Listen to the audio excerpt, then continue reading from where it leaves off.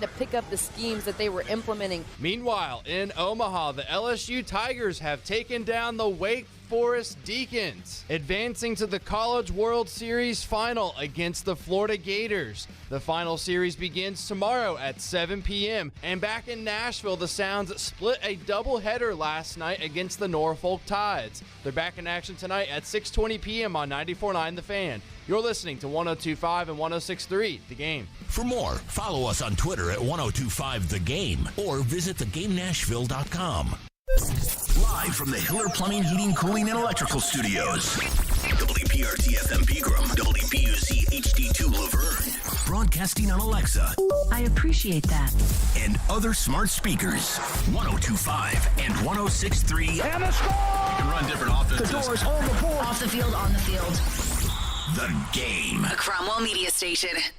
All the big topics. That's what people want to know about. Mixed with some entertainment. So funny. It's not funny. Give it a minute. This is Chase and Michelle with Chase McCabe and Michelle Knezovic. We got a great show for you, and even if we don't, who cares? Chase and Michelle on 102.5 and 106.3 The Game and the Game Nashville app.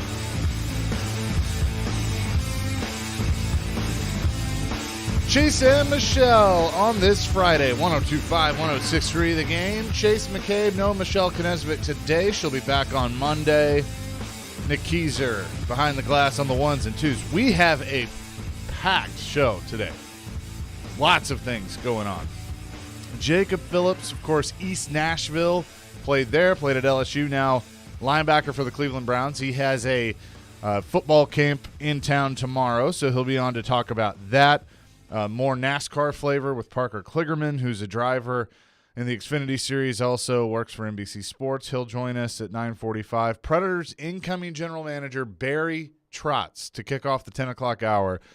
A pre-draft conversation with him that will be awesome for sure, as the draft is in our city next week. And then Greg Wyshynski from ESPN, 10:30. Lots of stuff to get to today, but obviously what do we got to start with, Nick? Of course, well, before we get to D-Hop Watch, I will say that NBA draft last night, which was cool to see a couple of local guys, including Ben Shepherd from Belmont, get drafted by the Indiana Pacers.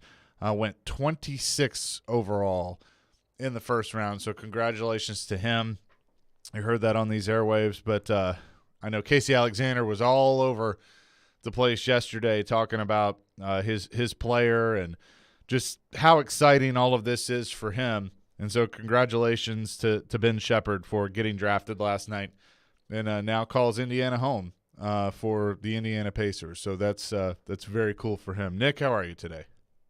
Good morning. Yes, I had to go grab that audio of Miss Carter talking about our boy Ben Shepherd after talking to him on the midday show yesterday.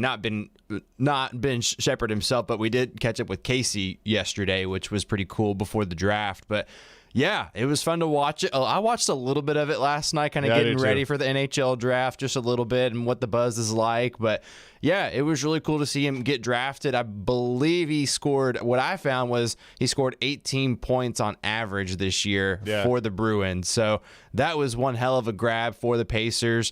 I mean, what really stands out to me about that pick is he's just very, very talented. He's a good guy. And ultimately, when he brings his charisma to the Pacers as a young guy that was a senior playing over here in Nashville, that's all you want. And that was a stud of a pick last night for the Pacers, and wishing all the best to him, obviously. And yeah, it's pretty cool to see everything that's going on here in Nashville prior to the draft. Looking forward to seeing how many folks we're going to have downtown here a week from now, Chase. Yeah, it's gonna be a lot. It's going to be way too much. Yeah, it'll be fun, though, for our city. Shout out to Caroline Fenton and her LSU Tigers. I guess the Jello shots continue to work. It takes 11 innings, but they walk off Wake Forest last night to stay alive in the College World Series, and now it's an all-SEC matchup in the College World Series, the championship, LSU, Florida. And so the Tigers get it done, and we'll take on Florida now in Omaha for all the marbles in college baseball, so pretty cool there. But now we get into D-Hop Watch. That continues to be one of the big stories in our city and we'll cover everything today like we usually do on this show. But what I thought was interesting is yesterday during the TD Power Hour on Stillman and Company, there were a few nuggets that Teron threw out there. They were talking a lot about D-Hop, but I found this in particular to be interesting, and I know Jared is going to expand upon it quite a bit today on his show, but this is what TD said. Yeah, I think they're really waiting it out, and I would imagine they have an understanding that whatever offer he could take back to them, and they would have the chance to match it. So it's almost like, yes, you're not going to the extreme right now, but do you have the wiggle room to go up to that extreme if the stuff hits the fan? And he's like, hey, I got this offer from the Patriots, giving you right of refusal. Have you gotten that sentiment that he either has told the Titans or that he wants to tell the Titans or that he's going to say, hey, I will bring the Titans back my final offer? No, I haven't gotten that sentiment. I'm just looking at, what is being said as far as him mulling offers. And I think that's, kind of the way I would go about doing it, So, no, I haven't gotten a direct report that that's what he's doing. Do you think that Rand Carthon and Mike Vrabel, TD, are looking, because every time I flip on the TV and they talk about DeAndre Hopkins. And that was Teron Davenport yesterday with Jared Stillman on the TD Power Hour. Do the Titans have the first right of refusal when it comes to D-Hop? I think that's and again, TD backed it up and said there's, he doesn't know that for sure. That's just kind of his opinion. But I think that's interesting. Like, if the Patriots give him this offer and he really likes this offer, does he go back to them and go, hey, this is what they're offering. Are you willing to do better or what have you? I don't know if a straight match would work. But, if he's like, are you willing to do better than that? I'm curious. I would be very curious if that was the case. If D-Hop would take, would want to do something like that. If that is true, then it tells me that, one, he has a lot of respect and a great relationship with both Mike Vrabel and Tim Kelly.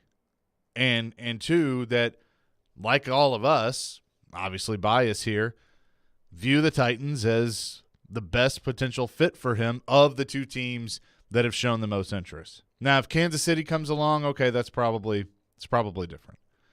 But or some of these other contenders, reportedly Buffalo offered him like a $3 million deal. He scoffed at that. I don't blame him. But I think it would be interesting that, and it was a good follow up by Jared, good question by Jared. And I think it would be very interesting if that turned out to be true, if, he feels that strongly about playing with the Titans. 615-737-1025 if you want to weigh in on that. But I find that I think that would be something. If that ended up being the case, if like the Patriots offered something and then he comes back to the Titans and go, hey, I'm willing to give you one more chance. I don't know if that's true. Like, I don't know if he would do that. Yeah, that's kind of tough, Chase, because if you give him another chance, then he definitely needs to sign a contract, because if he's visited already and he's already established what he would like, then maybe you could sweeten the deal a little bit. But if you ask me, Teron's definitely right, and I think it's perfect just what this clip is even titled, is first right of refusal. It's like, okay, yeah. Like, if it's coming down to it, it's all right, Tennessee, coming over to you now. And if it's another time around talking about it, it's like, all right, we doing this or not? Because we need someone on the back end here, especially on offense, to pick us up where we lack in a lot of areas right now. Because I was hearing Robbie and Joe talking this morning about, hey, who might stand out among all the rest that maybe we don't expect? And one of the guys was Racey McMath, and I just thought in the back of my head consciously, I'm like, if Racey's the guy that we have to pick on to have a big season, that's awesome. But we need everyone as a collective who didn't play well last year to step up big, and obviously that's just one of them. So, but if he does circle back around, they've got to land on a deal, Chase. I think that is a must. If he comes back to you, 100%. If he comes back to you, then you got to make sure the end result is him signing a contract with your team, and that's the Tennessee Titans. If you're Rand Carthon and Mike Vrabel, and I put them together, I mean, this is where the collaboration really comes in. Because any article you read about this Titans team right now, anything you see on TV, there's a lot of negative of like, okay, they're probably not going to be very good. Jacksonville's the team to beat. But the biggest thing they need to do is fix the receiver room by signing DeAndre Hopkins. And that's why we keep talking about it over and over again, because I think everybody knows how big of a deal that would be to the Titans if they were to sign DeAndre Hopkins. There was something that TD said this morning, though, that I found to be interesting, and he and I are on the same page. We will discuss that coming up next. Chase and Michelle, Barry Trotz at 10 o'clock today, 102.5, 106.3 The Game. The choice is yours. Wednesdays at 8:45. Brought to you by Jarrett Companies. Now hiring experienced sprinkler experts. Go to JarrettFire.com. JARRETT Fire.com. Jarrett Companies, a company above and beyond industry standards.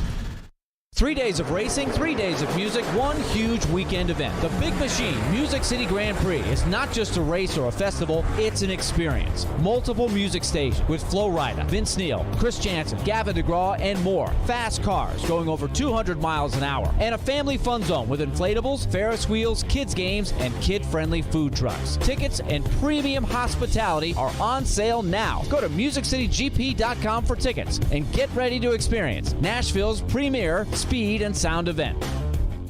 AM radio provides always-on news, sports, talk, traffic, and weather reports. And it's also a vital service that provides important emergency information when your community needs it most. Tell Congress you need AM radio to stay in your car. Because when cell phones and the internet are down, this free emergency service is critical. And when you don't have electricity, radio in the car is often your only lifeline. Text AM to 52886 and tell Congress we need AM radio in cars. This message furnished by the National Association of Broadcasters. This is Pretection. Yep, Pretection. The everyday skin protection ritual that protects your skin from mosquitoes. Pre-barbecue. Pre-playground. Pre-everything. Pre-every day. Prevention is the best protection. This summer, make sure you have OFF, the #1 dermatologist-recommended repellent brand. SC Johnson, a family company. Every day we are live and local. I think Vanderbilt is steady, disciplined. It's been so long since Tennessee's gotten out of the first weekend. And your source for Nashville sports. I don't mind going to another team. You want to know what the coaching staff's going to look like? We are Nashville's best sports talk. 102.5 and 106.3 The Game and the Game Nashville app. Taking you through your mid-morning. Love it. Yeah, that's fantastic. This is Chase and Michelle. Where'd you find those crazy characters? On 102.5 and 106.3 The Game and the Game Nashville app. But who in this room, apart from Hopkins, who in this room do you think is most likely to, I guess, surprise people, and who should be most nervous, if they were to sign DeAndre Hopkins? Yeah, I think Kyle Phillips is the one that's going to surprise. I think he's going to be a high-volume receptions guy, and it's all situational. I think he's going to be somebody on third downs and, in those short yardage type of situations where it's not short yardage, but that like 3rd and 6, that 3rd and 7, that type of situation where you need a guy to create separation really fast and get the catch for you. I think that's where he's going to excel. So if you have somebody that will surprise, I would say him. As far as who should be nervous, I would say probably the bottom of the rotation guys, because it's going to come down to, okay, am I going to keep a 6th receiver that can also play special teams, or am I going to keep an extra at some other position? Because they're going to carry a lot of tight ends. It's more likely they'll carry three quarterbacks. So I think those bottom guys, Racey McMath, Colton Dowell, those guys, I think, might have to be a little bit nervous if Hopkins is signed. That was Sharon Davenport earlier today on Robbie and Rex Road. Chase and Michelle, 102.5, 106.3 The Game. 615-737-1025 is our phone line, driven by WilsonCountyHyundai.com. We'll have a couple of pairs of tickets to the NHL Awards to give away throughout the show. Also talk racing. Barry Trotz at 10 o'clock, though, with the Nashville Predators. So I agree with TD on that when he brings up Kyle Phillips. That's something that I am very, very curious about. And I know his size, but if he can stay healthy, to me, I think he can really be a help to this offense. I'm not saying he's going to be like a 1,000-yard, 10-touchdown guy, but I asked Derek Mason yesterday in between shows because D Mace, made a lot of big plays over the middle, but he could play outside, he could play inside, and I said, do you think that Kyle Phillips is capable of just basically strictly being a slot receiver, but taking some of the things you did whenever you were in the slot? And he's like, absolutely.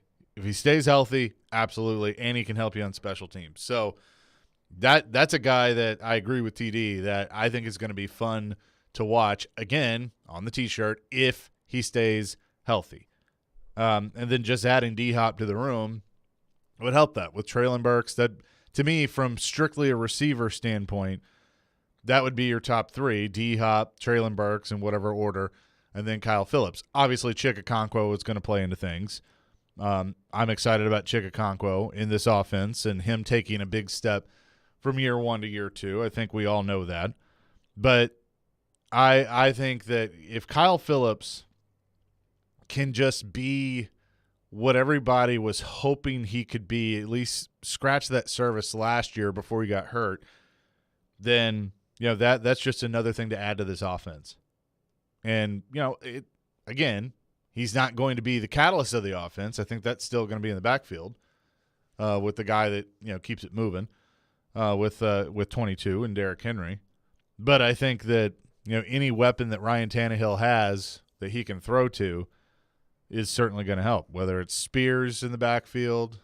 Man, I really hope we get to see some two-back sets with Henry and Spears. I think that would be fun. We've seen some of that, but in Tim Kelly's offense, some of those things, catching some defenses off guard, especially if you have D-Hop to the outside.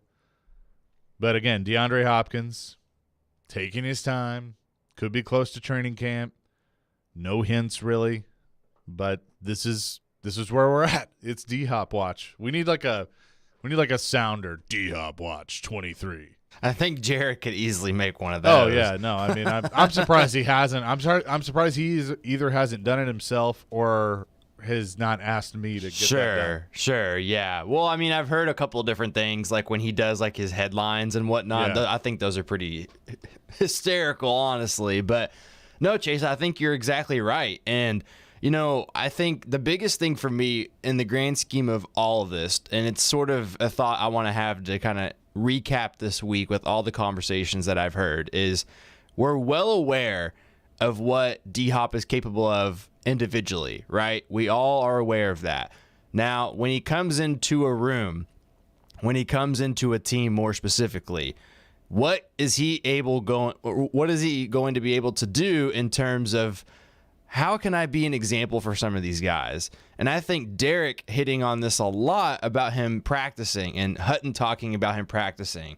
That's something that I think we need to see from him if he does join this organization and obviously he's going to hop on here with Vrabel too. So if he's joining Vrabel, you would think, okay, surely he's going to have to practice more than he always has, right? Well, I don't know. I guess time will tell. I'm glad you brought that up. And apparently, according to Rex Road, I've missed this. Apparently, there is a D-Hop watch drop that Jared or Ian, one of them, made. So okay. Apparently, that is a thing. Good to know. We'll have the Hutton clip in just a second because I feel the same way as Hutton did when Caroline brought that up on Caroline, Willie, and D-Mace on Wednesday about this whole practice thing. And I know D-Mace disagrees with me, but I'm just kind of like, at this point in his career, you can work through that. Like, it's not as big of a deal to me as it is to other people. This was Jonathan Hutton, Caroline, Willie, and D-Mace when asked about the whole practice thing and DeAndre Hopkins. Jonathan Hutton is with us. Outkick's Hot Mic with Hutton Withrow.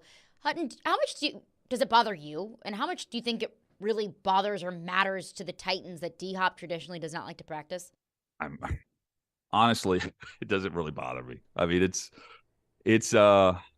I look at results. All right, like when he has been on the field, and let me also throw this in there. Just looking at the numbers don't say everything. When he's on the field with the week 1 starter, who's also healthy, the guy puts up decent numbers, and he's returning as one of the leaders, the top 20 in yards per catch average, I believe, right now in the league if he plays this year. And he's the returning leading receiver if Julio Jones doesn't return this year at all, which I don't think is going to happen for the National Football League. He can improve any roster he's a part of. I don't get the sense that he's the diva behind the scenes where he's just refusing to practice. I think it's just where he is in his career. And at some point, I mean, it's hard for me, Caroline, to really understand what is important and what's not whenever you have Doug Peterson telling the veterans in Jacksonville for not the first but the second year in a row, hey, don't even worry about coming to minicamp. It's mandatory, but you guys are excused. That was Jonathan Hutton, Caroline, Willie, and D-Mace the other day. I am 100% on board with Hutton. It doesn't bother me. It's all about results. He gets you results. He's going to make a difference when he's on the field, even if the ball is not touching his hands. He's going to make a difference. Now, I know Mike Vrabel is a guy that he wants you to go out there and work. He wants, but the other thing is he wants the guys that want to be there. If D-Hop wants to be there, and you can truly see that, then they're going to work through the whole he doesn't want to practice thing. He's just a guy that I think is that good that he didn't need it. I mean, there's going to be some things that he's going to need to be out there for and learning and getting reacclimated with that offense, learning some of the new terminology that he may not be familiar with. They'll figure all that out. But then, and I know it's different. But Derek Henry doesn't practice, every week, every day. I mean, he usually gets an off day because you're wanting to preserve him. I mean, do that. Just work that in. Just go, D-Hop, here's the deal. I need you out there on Wednesdays. You don't have to worry about Thursdays. That's if it's 1 day a week. And let's be honest, these guys aren't practicing that much anyway. With pads on. Not really. Yeah, so, I mean, I think, and Michelle's brought it up too. We have talked about it. Like, it's a concern of hers. It doesn't concern me. Well, let me ask you this, and I think this is something that, as a former athlete somewhat, this was something that always stood out to me, Chase, is perfect practice makes perfect, not practice makes perfect. So you want to make sure that the time that you get is the time that okay, this is the most valuable time. And I think this applies here because if he doesn't practice every day, but he does have a few days off, 1 or 2, or it's just selective for D-Hop or for anyone in this argument, I think it's important that when you do get your reps, you get your reps. And then when you are in the game as well, it's, okay, I need to perform at the highest level. And so how do I need to feel that way week after week after week? Because if it's D-Hop doing that, it's, look, I'm here. I'm going to do my own thing, and I'm going to worry about me. But when I'm here, I'm going to focus on trying to help out you guys too. But it's also the style that he brings to it and his attitude as well. Yeah. I mean, and I'm not really worried about the attitude. I think, again, they're not going to sign him if he doesn't give off the attitude or truly have the attitude of, I want to be here. Vrabel wants players that want to be a Tennessee Titan, period. And if D-Hop, has that and expresses that, then I think they're going to be more inclined to figure out how to make this thing work. But, and then work through some of the things that comes with a guy like D-Hop. I mean, every player, whether they're a receiver or not, but if you play at an elite level, there's going to be some ego and there's going to be some things that you got to work through. And him not liking to practice is one of those things. It is what it is. So, I'm really not all that concerned. Everybody's making sure I know that Jared has a D-Hop sounder. I missed that. I'm sorry. I listen a lot, but I missed that one. So if you can find it, we need to bring that up. But again, yeah, I just think making a big deal out of practice. It's Allen Iverson. We're talking about practice. We're not talking about the game. We're talking about practice. Now, that did not come up when I saw Allen Iverson at the casino a few weeks ago. He was playing the game. He wasn't practicing. But, again, let's see. I mean, let's get him here first, and then I guess we can find out if it's truly a big deal or not. That's probably the best way to go about it and to look at it. So D-Hop Watch continues, and apparently with Sounders and everything. Again, I said it's a packed show today. We're going to hit a lot of different angles. We'll have at the end of the hour race car driver Parker Kligerman in the Xfinity Series full-time. He also works for NBC Sports. You'll check that out. Barry Trotz, Preds GM, at 10 o'clock today to preview the draft. What's on his mind going into his first draft, even though he's still technically incoming GM. This will be his first draft. We will do all that. But up next, a special event in our town tomorrow with linebacker Jacob Phillips of the Cleveland Browns. Of course, went to East Nashville, played college at LSU. He's doing a football camp. He's going to join us next to tell us more about that here on Chase and Michelle, 102.5, 106.3 The Game. Every Wednesday at 8:30. Join Robbie and Rex Road for The Choice is Yours. 2 sports questions, 2 non-sports questions. They'll answer a couple of questions about life and sports. The Choice is Yours is built by Jarrett Companies. You have a choice. So when you have a need for site and utility work, fire protection, concrete and asphalt services, the choice is simple. It's Jarrett Companies. For more, visit JarrettCompaniesInc.com. The Choice is Yours. Wednesdays at 8:30 on 102.5 and 106.3 The Game and the Game Nashville app. Hear that? That's Jeff Anderson. He's that guy in your neighborhood that's always making improvements to his house, his car, his yard. On your street, it's about keeping up with the Andersons. One thing you don't know is Jeff's tools are from Harbor Freight. Tools at great prices. That circular saw right there, you wouldn't believe the deal he got. Just think, when you're keeping up with the Andersons, you're saving money. Whatever you do it for less at Harbor Freight. Hey, it's Jared for PhD Weight Loss. I used to work out like crazy, but only see minimal results. But ever since I started the PhD Weight Loss program last month, I've seen the weight start to fly off. I've been on it for 6 weeks now, and I'm already down 17 pounds. And those are 17 real pounds. PhD Weight Loss is great because they send me 85% of the food, and even when I'm traveling, like I have been the last 2 weeks, I easily take all my food with me. It's really simple. Soups, cereals, oatmeals, protein powder. It's great. I have a great coach in Rachel who's helped guide me, build a nutrition program for me, and motivate me, all while holding me accountable. And I love that there are no pills, injections, or any kind of gimmicks. It's real food, and it's a real lifestyle. And that equals real weight loss. They've got a guarantee. If you don't get within 5 pounds of your target weight by the end of the program, PhD will continue to coach you for free until you do. Visit myphdweightloss.com to get started today. That's PhD Weight Loss, myphdweightloss.com. Are you drowning in credit card debt? Want to get cash out of your home's equity? Loan Pronto can do it now in less than a week. Hey, Willie Donick here. That's right. Loan Pronto's Equity Express line of credit just got even faster. You can get $50,000, $100,000, even $200,000 in as little as 5 days. You don't even have to touch your primary mortgage. You can keep that 3% rate intact. Get just the money you need and pay off all those credit cards or get that home improvement project started. With this revolutionary program, you can access up to 90% of your home's value, and in most cases, there's no appraisal. Stop paying insane interest rates to the credit card companies and get tens or even hundreds of thousands of dollars in cash in as little as 5 days. Call Loan Pronto now for the even faster Equity Express line. 615-499-5780. That's 615-499-5780 or go to loanpronto.com. 615-499-5780. Equal housing lender, NMLS 1661781, subject to lender approval.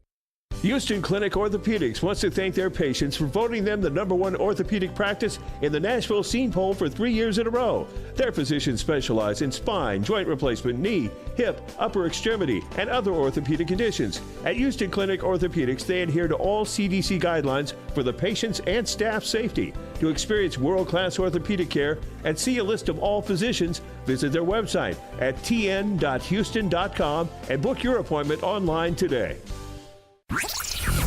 Anyone want to tell me what happened? Did you miss any of today's show? It's okay. It's fine. Don't worry. Subscribe to the Chase and Michelle podcast on Apple, Spotify, and other podcast platforms, or by going to thegamenashville.com. All right, I'll give it a shot. I got some good news. Taking you through your mid-morning. This is Chase and Michelle on 102.5 and 106.3 The Game and the Game Nashville app.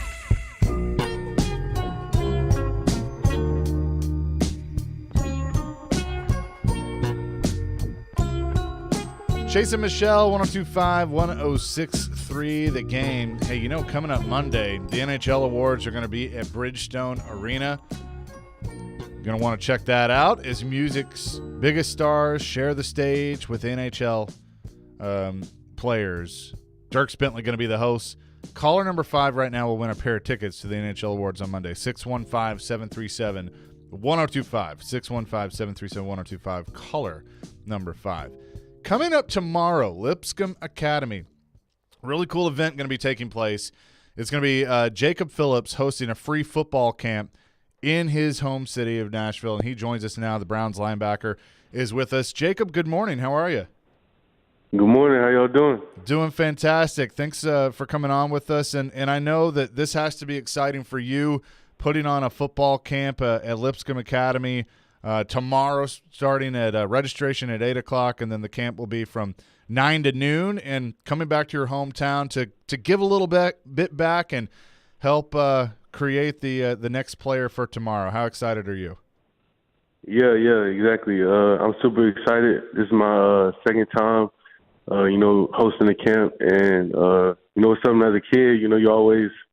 You always go to those camps and, see those players, like Golden Tate, all the ones before you. And, it's super special and a blessing that, now I'm able to, return the favor for the city and, give the kids a little summer excitement. And the cool thing is it's for boys and girls, ages 8 to 13. You'll feature different skills and drills that you'll be leading. So if a boy or girl goes to your camp, what are you wanting them to take away from it? I want them to just take away the fun that they get out of football, about being outside, about doing activity, and also seeing the inspiration. It's going to be special guests. There's going to be NFL players there. There's going to be people to talk to them about life on the field. People who play sports in high school and transition to other aspects of related sports, but in a different aspect, different jobs. And, I just kind of want to give them a well-rounded experience on, kind of like what sports can bring to your life. Talking to Jacob Phillips, Browns linebacker, here with us again. His camp tomorrow at Lipscomb Academy. And you can go to jacobphillipscamp.eventbrite.com to register. Also, registration begins at 8 o'clock tomorrow. So, Jacob, you've been doing this NFL thing for about 3 years and going into your 4th season with Cleveland. What has been this whole process and growth of being a linebacker in the National Football League been like for you? The process has been a process, man. You gotta stick to it, chop wood and carry water.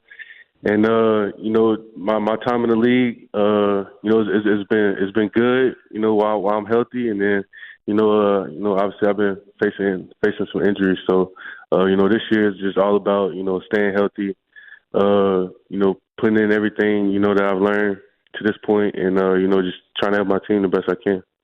Yeah, and I'll be honest with you, all of us talking heads here on the radio, this is the time of year where we go. Obviously, we talk a lot about the Titans here in Nashville, but looking around the league of, okay, what team's going to be good? Cleveland is one that is very interesting because, you guys play in a tough division for sure, but what is kind of the feeling in the locker room after OTAs and mini camps about just what all you can accomplish as a team this year? Our goal, we go into every season with a goal, and our goal this year is to win the division. And like you said, we're in a stiff division, but the players that we have, the locker room that we have, the coaches that we have, we feel like we're in a really good place to do that. And it's just going to be all about putting the pieces together. We start the season early in the season with a lot of division games, so it's going to be about us just coming out fast, starting hot, and keeping the foot on the pedal. What has it been like with your quarterback Deshaun Watson, having him there? Obviously, we saw him last year, but now that he's going to have kind of a full season to really get things going, how excited are you to have him under center for your team?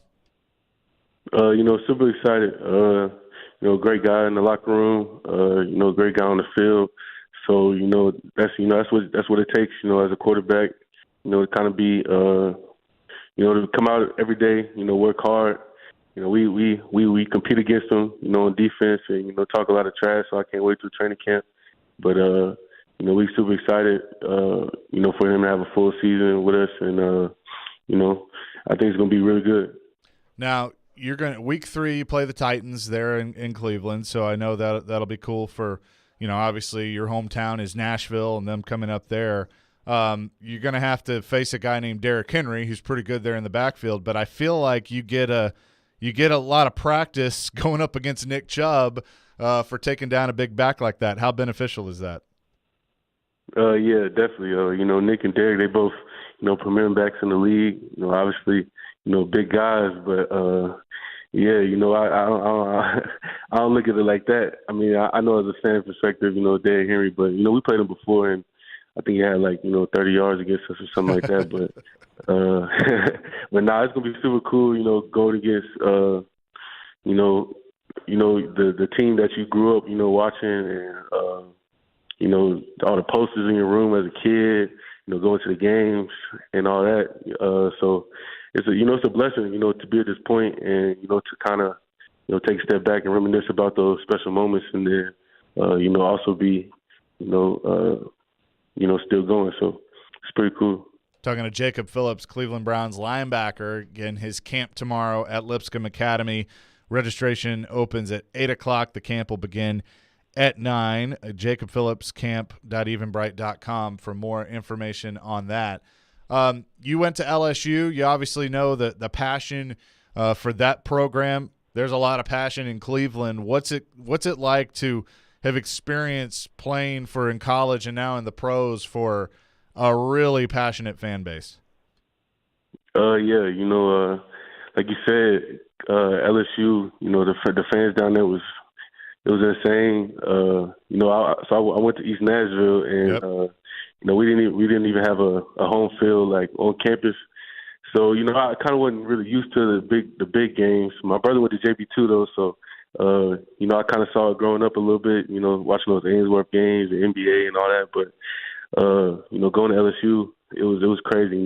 Some games you come in, first series of the game, first play, second series of the game, you can't even hear yourself think. It's that loud. So Death Valley is a real thing. I hope every fanatic football fan can experience that in a night game there one day. But also Cleveland has a good fan base.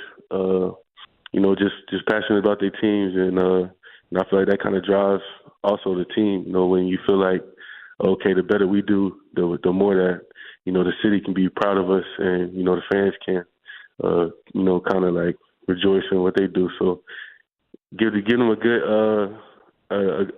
basically they don't need coffee on Mondays when we win on Sundays. So we try to put it in for the fans and do the best we can. Very, very cool. Well, Jacob, thanks so much for taking the time to join us today. Best of luck with the camp tomorrow, and I hope it's a good turnout. We'll talk to you soon. Yes, sir. I appreciate y'all, and have a blessed day. Absolutely. You too. Jacob Phillips, Browns linebacker, of course, as you mentioned, East Nashville and LSU, joining us here on the show. His camp tomorrow, Lipscomb Academy Athletic Fields. Registration at 8. The camp begins at 9. JacobPhillipsCamp.eventbrite.com. Coming up next, racing this weekend at the Nashville Super Speedway starting tonight. Xfinity Series will be tomorrow. Parker Kligerman, who drives for a local team, will join us coming up next to talk more about that. Barry Trotz at the top of the hour. Chase and Michelle, 102.5, 106.3 The Game. The NFL offseason is in full swing, but you'll never miss any of the big news. Thanks to Yahoo's Charles Robinson. They know that there's a chance that they're going to have to deal this guy. He's one of the best insiders there is. All of a sudden, he becomes a functional player who we thought was just trash. Join Charles Robinson every Thursday morning at 8 on Robbie and Rex Road, presented by the NFL Alumni Association on 102.5 and 106.3 The Game and the Game Nashville app. All right, we are changing the game. Help your bets stay hot this summer at Superbook Sports, the most trusted name in sports betting with a direct line to Las Vegas. And now when you use my promo code CHASE, it's my name, CHASE, you score up to $250 with their first bet bonus. Win or lose, Superbook will match your first bet up to $250 when you use the promo code CHASE. It's that simple. Download the app. You put that promo code in when you do it, CHASE, and you'll get that $250 courtesy of Superbook Sports. We're talking a lot of racing.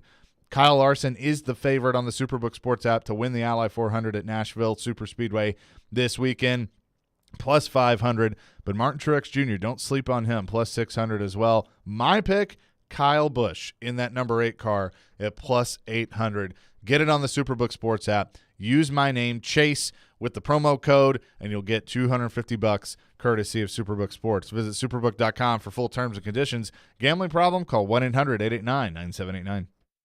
The FedEx Cup playoffs start in Memphis at the FedEx St. Jude Championship. Come out to TPC Southwind August 9th through the 13th and watch the PGA Tour's top players battle to make it through Memphis. Enjoy Memphis at its finest with specialty cocktails, local eats, a vibrant atmosphere, and much more. 2 kids 15 and under admitted free with a ticketed adult. Daily grounds and upgraded tickets are available now at FedExChampionship.com. Does this sound familiar? Did your agent provide excellent entertainment with their TikTok videos and constant social media posts about themselves while completely ignoring that you hired them to sell your home? Did they tell you how wonderful they were? How many followers they had? They probably never sold your home, but hey, they did get 15 likes on their selfies. Hashtag my clients love me. Don't let that happen to you. Google TJ Anderson Homes and see why the only likes we care about are our clients loving our service. Ask us about our prepay with TJ option and how it can save you thousands. TJ Anderson Homes of Benchmark Realty. Office number 615-432-2919.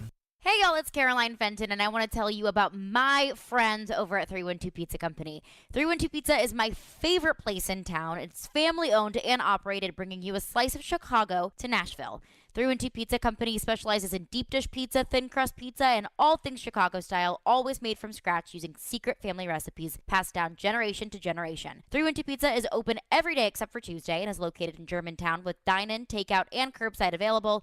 Call 615-730-7888 or head to 312pizzaco.com to order. 312 Pizza Company, Nashville's authentic Chicago pizzeria. 94.9 The Fan is your home for Hit City. Your Nashville Sounds continue their 6-game series at First Horizon Park tonight against Norfolk. Swing and a miss, strike 3. Sounds win. Pre-game at 6:20. On your home of Nashville Sounds baseball. 94.9 The Fan and The Fan app. You're listening to Chase and Michelle on 102.5 and 106.3 The Game and the Game Nashville app. Chase and Michelle, 102.5, 106.3 The Game. Chase McCabe here with you as the NASCAR invades the Music City at the Nashville Superspeedway this weekend. Obviously, 3 races with the Rackley Roofing 200 Truck Series race on Friday night, the Tennessee Lottery 250 Xfinity Series race on Saturday, and the Ally 400 Sunday night. And somebody that's going to have 2 different jobs, but be around for both of those, Parker Kligerman, is on the line with us, and I'm very excited to talk to him because he's been driving in the Xfinity Series this year, driving that number 48 for Big Machine Racing, which, of course, is based out of Nashville, Tennessee. Scott Borchetta, who we talked to many times, but also works for NBC. Parker, congrats on being back in the Xfinity Series full-time, and thanks for doing this. Appreciate it. Yeah, thank you. It's been a fun first half of the season. We've been close to winning, so I'm excited to finally break through victory lane. As you mentioned, we're going to Nashville, which is not only an awesome town, but obviously the home of Big Machine, which means it's a big race for us. Big Machine Vodka Spike Coors. We're launching Spike Light on the race car this weekend as well. So we've got a beautiful new paint scheme and, a lot of cool things happen for us. Yeah, so and you mentioned with it being based here, I've gotten to meet Scott several times, and he's a racer just like yourself. And So what kind of does that put a little extra pressure on you to go out and get the victory on Saturday? He is no doubt the first owner I've ever driven for that I feel like can not only give me great advice in life, but also on the driving side. So I'd say he's definitely a racer through and through. He's been so involved in racing for a long time. And I think on the pressure side, no, I think, we put a lot of pressure on ourselves and know the task at hand and know what hopefully we're capable of as a race team and what we want to achieve. And so I think, it'd be cool, though, to be in Nashville and just be around all the Big Machines, different entities, and obviously with Big Machine Vodka and Spike Coors, having a presence there. It'd just be cool to see everyone and sort of be a reunion of everyone getting to come to the racetrack and hopefully find ourselves in victory lane, but most of all, just to spend time with everyone involved in Big Machine. Talking to Parker Kligerman. So this year you join Big Machine Racing and you're back full-time.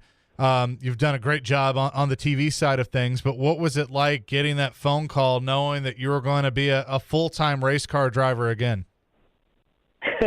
It was slightly surreal, I won't lie. I had believed it could happen.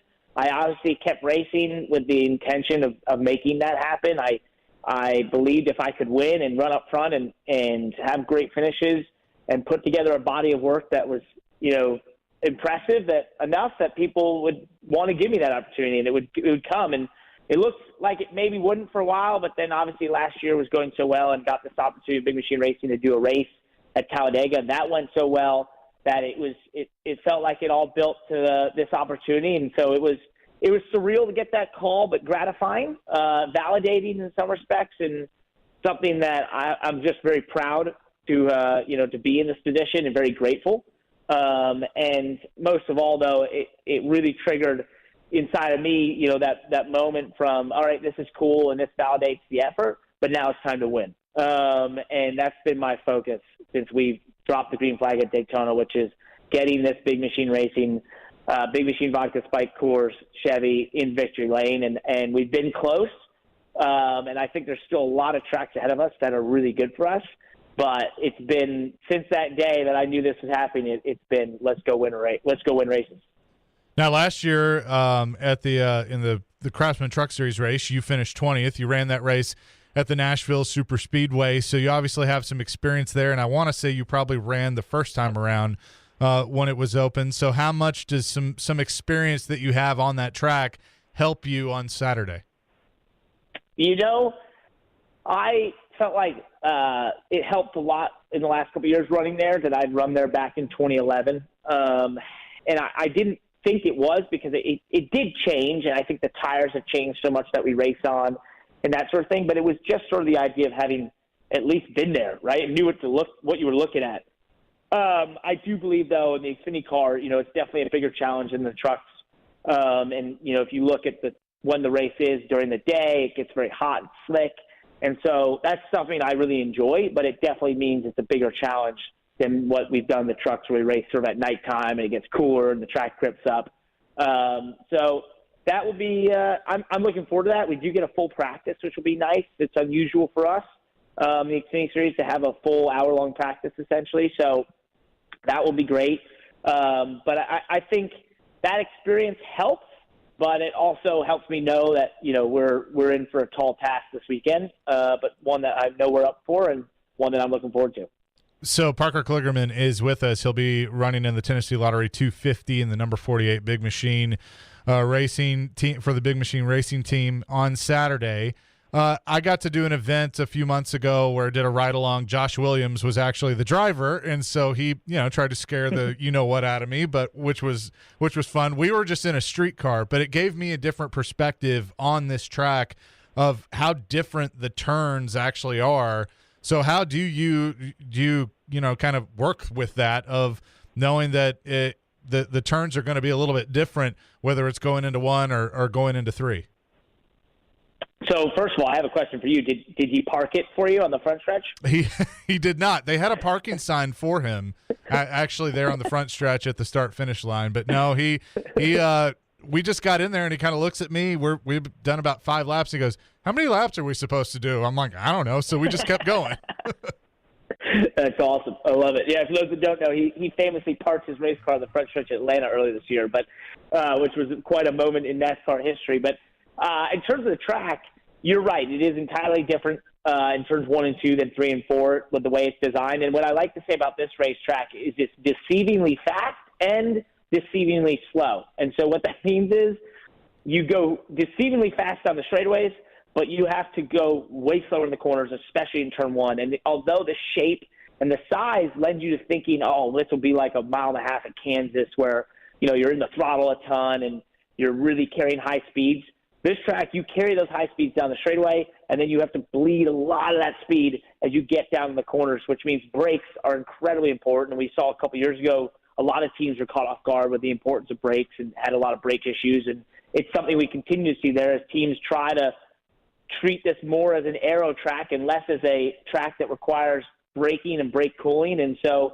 it's a trade-off, and it's a racetrack that requires you to make some compromises and to really be disciplined as a race car driver in how you use the brakes, how you slow that car up, how you manipulate the car to the center of the corner and then avoid the rubber that lays down. And there's a lot of variables that are thrown at you, and it's a unique track that we don't really experience any other time of the season. So it doesn't really relate to anything else we do. So you're really in the unknowns of what you're going to experience in this racetrack until you go and actually race on it. Talking with Parker Kligerman. So, as I mentioned, you also do work for NBC and do a fine job with them.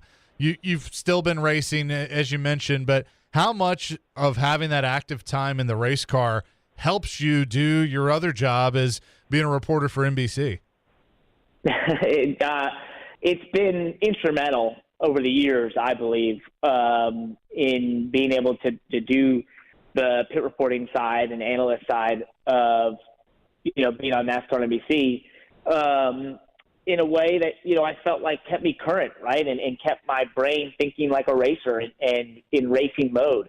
And it only made me a better race car driver, too, because it just gave me such a broader view. So it's been massively instrumental. And I felt like, and I've hoped, and I feel like, the feedback I've gotten is it's something unique for the fans to have a race car driver that's just hopped on a race car jump on that broadcast. And, I've been able to bring that for years. And so that's a really cool thing. And I'm honored to have done that. And now at a whole nother level in terms of racing full time and mixing that in, it's a lot, but I hope to sort of find those little things each and every time that, I could only find by being in the race car. And that's why I've always said is that if I can bring one thing to that broadcast that I would have only known because I was in a race car, well, then it was worth it. And that's something I strive to do each and every time I'm given the mic, and hopefully we'll continue to do that throughout this year. I feel like, too, Parker, that it would be, when you're talking to the drivers, like some of these guys just probably raced against you, but that kind of makes that conversation different than if it was me because you speak their language, so to speak. Yeah, and that's been funny over the years, right, to experience as drivers sort of are responding to something I did just in the racetrack or maybe give me some flack for a move I made. Obviously changes the tone of the conversation entirely. Or, they say things like, hey, I know, which I always find funny because I often say, look, I'm not asking for me. I'm asking for the viewers that don't know, which is always an interesting conversation. But I think, it's definitely been different at times and hopefully unique and something that I could bring to the broadcast, as I said, that would only happen because I'm in a race car. See, I think it would be funny for NBC, one of these races, it's hard fought. You get out, they hand you a microphone, and you go up to a guy like, hey, what'd you cut me off for? And that could be some great TV. Oh, man, there'd be a lot of folks that might not enjoy that as much as us, but it would make good TV. No doubt. Parker, a pleasure to talk to you. Best of luck this weekend. I'm actually the track announcer, so I probably will run into you at some point over the weekend, but looking forward to it. That's awesome. Look forward to it, buddy. Thanks for having me on. And, to all the fans out there, go check out the activation around the racetrack from Big Machine Vodka Spike Coors. If you're over 21, go try a new Spike Light Core. They're great. They're my favorite. They're my girlfriend's favorite. They're refreshing. They're the perfect thing for the golf course, the boat, or out, in the stands, hopefully, enjoy a Spike Core and watch the Spike Core's car hopefully find itself in victory lane.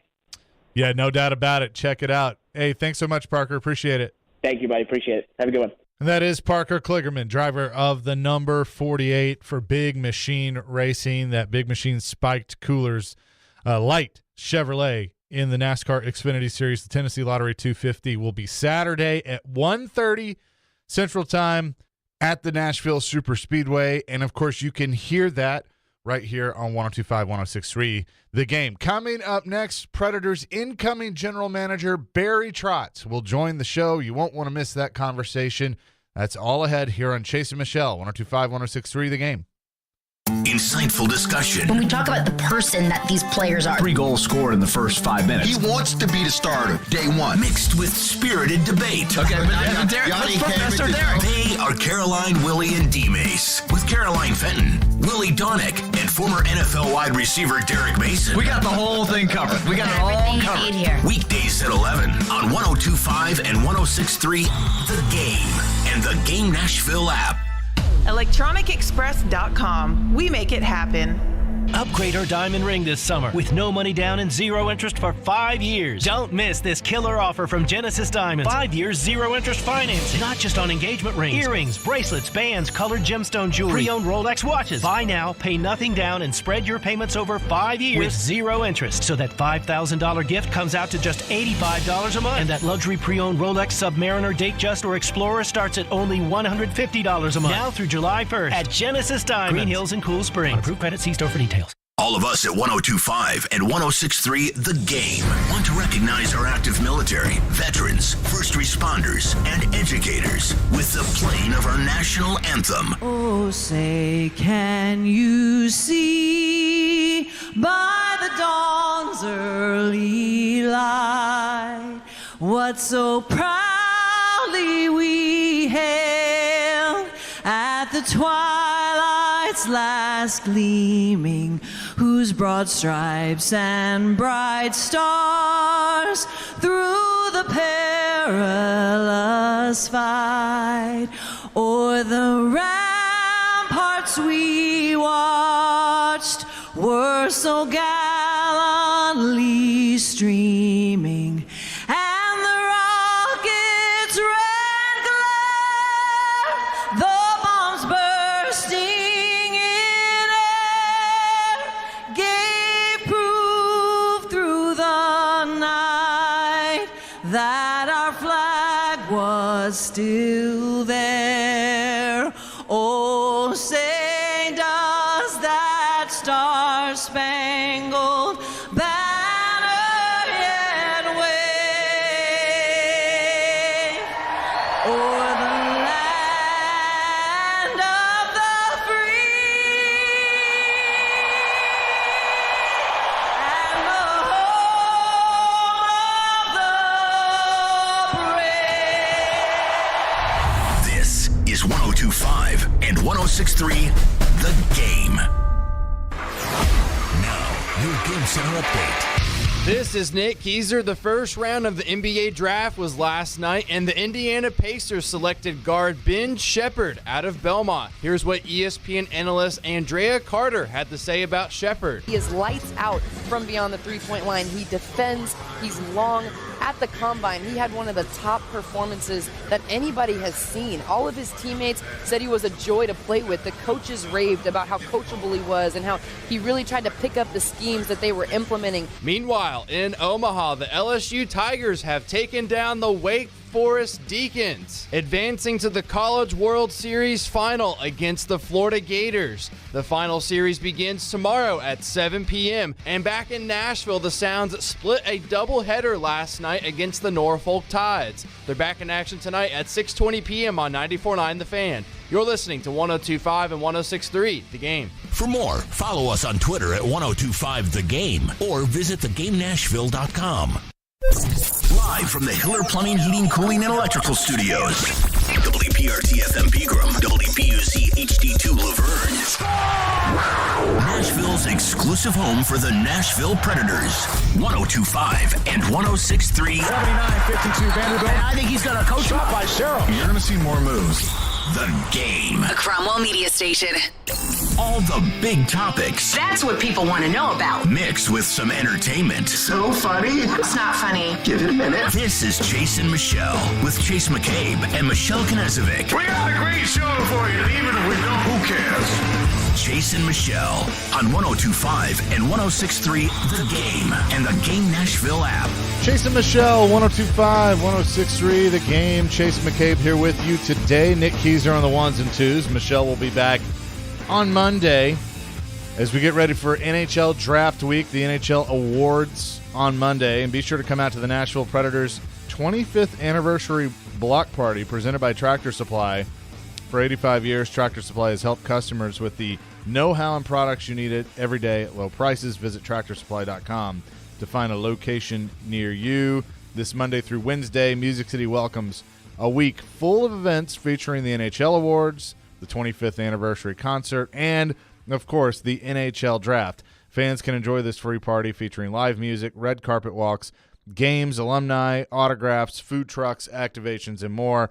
Don't miss this incredible week of events starting Monday as the Preds celebrate 25 years. More information at NashvillePredators.com. Barry Trotz, incoming general manager, going to join us here in just a few minutes as we preview his first draft on that side of the coin, not as the head coach. Obviously, 25 years ago, he was a part of the first draft with the Predators.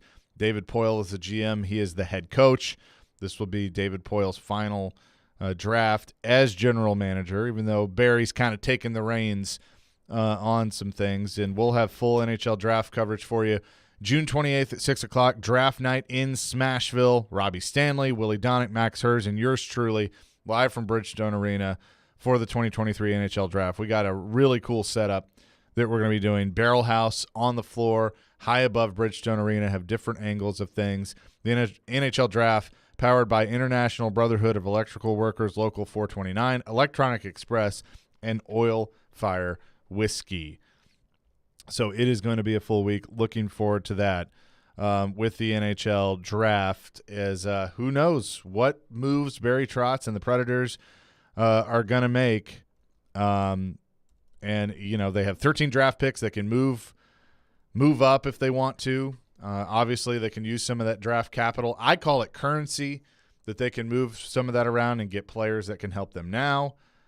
So there's a lot of different options for Barry Trotz and company to do. And Andrew Brunette coming in as the new head coach, named Derek McKenzie, an assistant coach yesterday. So things are shaping up now. Nick, it's all about just the roster. And, that's it. The roster for the future and the roster for the now. Yeah, exactly. So that's the most exciting thing that the Preds fans can take a look at is, okay, we've got a coach now that's also coming in with Andrew. And aside from that fact, too, what I was telling you during the breaks in the last hour was there are a couple of guys that stand out to me, whether it be a Brandon Yeager or a Gabe Perleau.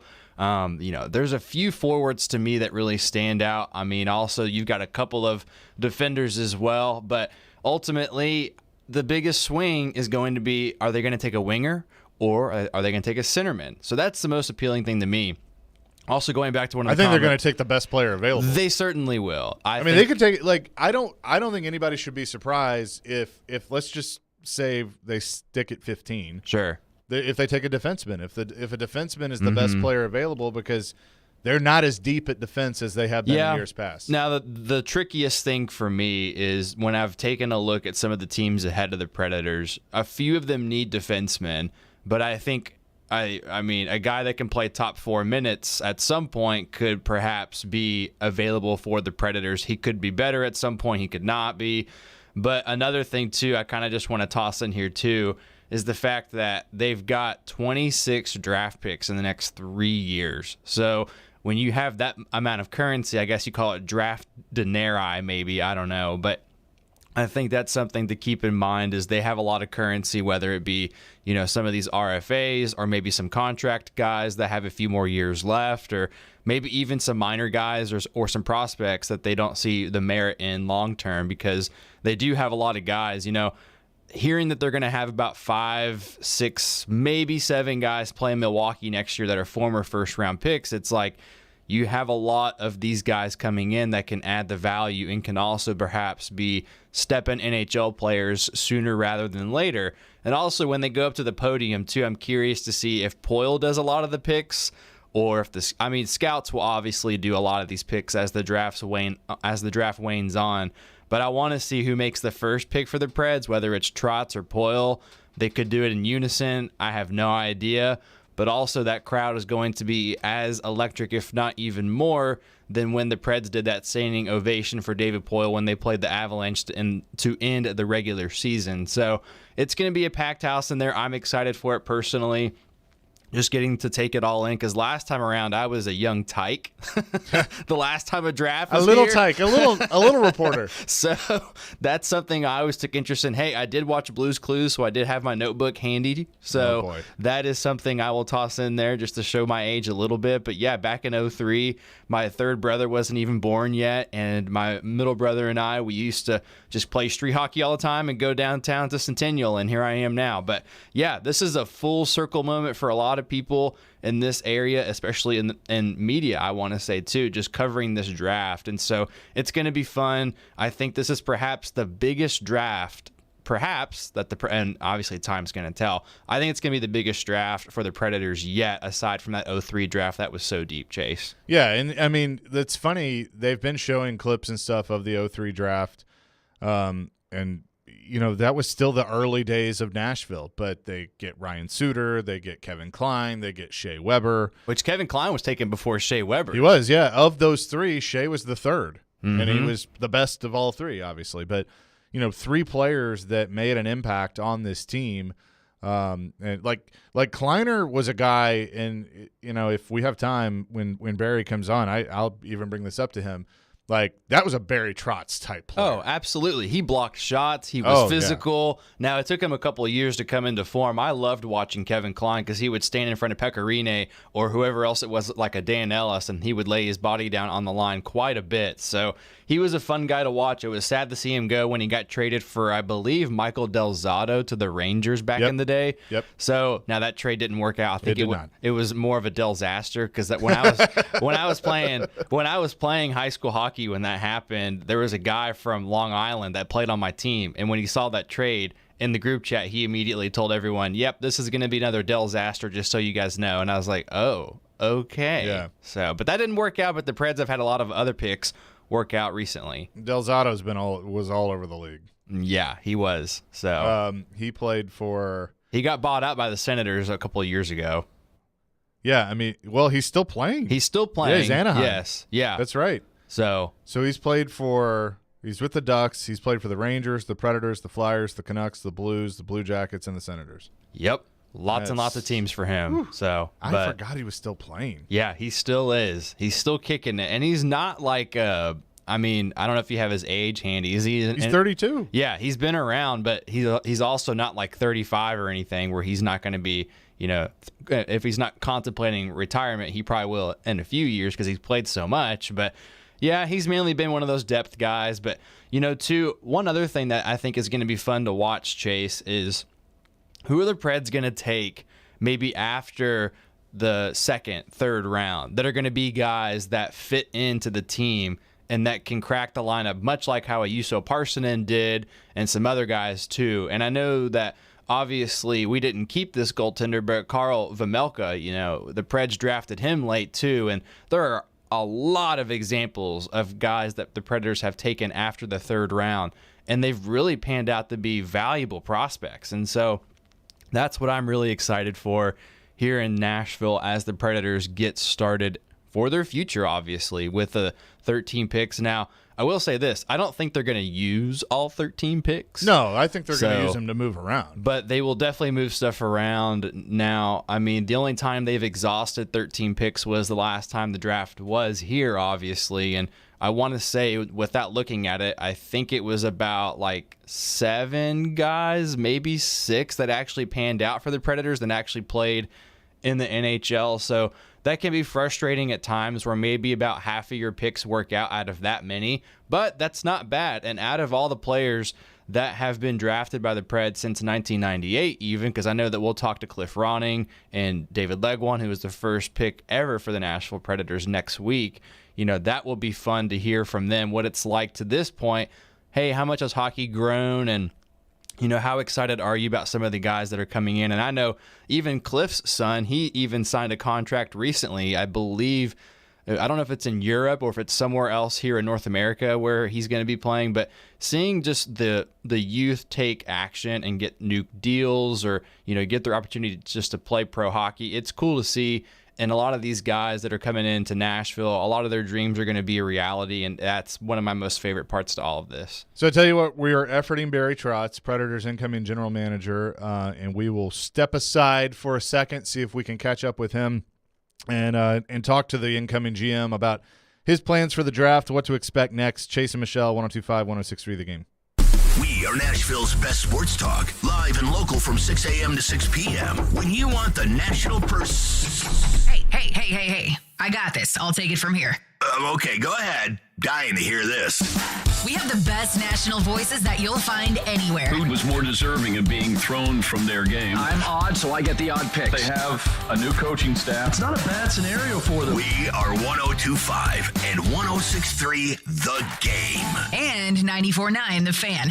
Sometimes you want a sure return on your investment. That's where CDs come into play. At F&M Bank, they've been providing smart choices to customers for over a century, including CDs that are a great way to save. You make a deposit and collect the earnings on your terms. Great rates, predictable results, and backed by the Federal Deposit Insurance Company. That's smart banking. Life is complicated. Banking shouldn't be. So go see them at one of their 20 locations across Middle Tennessee and Southern Kentucky, or online at myfmbank.com. F&M Bank. Banking made easy on purpose. Member FDIC.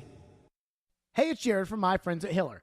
Hiller's Heat Wave Heroes are keeping you from getting burned this summer. If you know your home needs an air conditioning replacement, do not wait until it breaks down. You do not want to be sweating in your home. This month, get a free UV light and free electronic air cleaner when you buy select new HVAC systems. Or get a whole home water filtration for just $59 a month. Or get a new whole home generator for just $139 a month. Call Hiller's Heat Wave Heroes to save the day. Visit happyhiller.com to book. Hey, are you seeking relief? Maybe you just want to enhance your day or night. Did you know there are legal THC products available right here in Tennessee? Yeah, really. You can have legal THC products shipped directly to the comfort of your home. Yes, comfort in cannabis is only a website away. Visit greentreescompany.com. That's Green Trees with a Z, and change your life today. Buffalo Bill's Center of the West in Cody, Wyoming welcomes you as you enter Yellowstone Park's east entrance. 5 museums in one, including a wonderful Plains Indian Museum. Welcome to the West. Buffalo Bill's Center of the West, Cody, Wyoming. More than 80 million Americans depend on AM radio for their news, traffic, weather, sports, and a community connection. It's the backbone of the emergency alert system, keeping us safe in dangerous times. It's critical that we keep AM radio in cars, because when cell and internet services are down, this free emergency service could be your only lifeline. Text AM to 52886 and tell Congress we need AM radio in cars. This message furnished by the National Association of Broadcasters. The Big Machine Music City Grand Prix is back in Nashville August 4th through 6th and is a must-see experience that has something for everyone to enjoy. 102.5 The Game and 94.9 The Fan has all your coverage leading to the race, including driver interviews with Chase McCabe, ticket giveaways, and much more. 94.9 The Fan is your home for Hit City. Your Nashville Sounds continue their 6-game series at First Horizon Park tonight against Norfolk. Swing and a miss, strike 3. Sounds win. Pre-game at 6:20. On your home of Nashville Sounds baseball. 94.9 The Fan and The Fan app.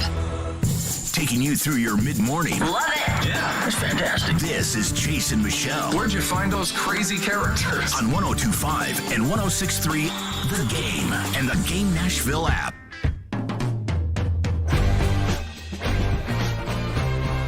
Hey, we've mentioned some racing. Catch the Rackley Roofing 200, Tennessee Lottery 250, and Ally 400 on 102.5, 106.3 The Game, June 23rd through the 25th. That's today through Sunday. Coverage presented by Richmar Florists, a top 100 florist company in the country and proud sponsor of the Nashville Super Speedway. Chase McCabe here on Chase and Michelle. Hope to have Barry Trotz, incoming Preds GM, join us in a few minutes. He's gotten tied up pre-draft, stuff coming up next week, so he's busy. But hopefully we'll get him on before we're out of here today. Would really love to have a pre-draft conversation with Barry about his first draft and all those things. So hopefully we hear from him shortly, but efforting that. So as we kind of look, you mentioned the 13 draft picks and how that they may not use all 13. I think what's interesting is the balance of building this team for the future, because we know that they got to do some things for the future to change the way this team has really been since the beginning, and that is finding goal scorers. I mean, yes, Philip Forsberg is great, but he's battled injury, coming off a pretty big injury. He needs some help, whether that's finding a goal scorer via trade and go getting a young player. I asked Elliot Friedman about Pierre-Luc Dubois. I wouldn't do it. I wouldn't pay what that's going to cost. I think I pissed off Pred's Twitter when I threw the buyout idea out there, and then also talked about Pierre-Luc Dubois. So I don't think it's very attractive to anybody here in Nashville. Idea? Well, no, the buyout idea about Johansson, I didn't say buy him out. I was just pitching the idea of this is what it's going to cost over X amount of years to pay him what he's due, essentially, if you did go that route.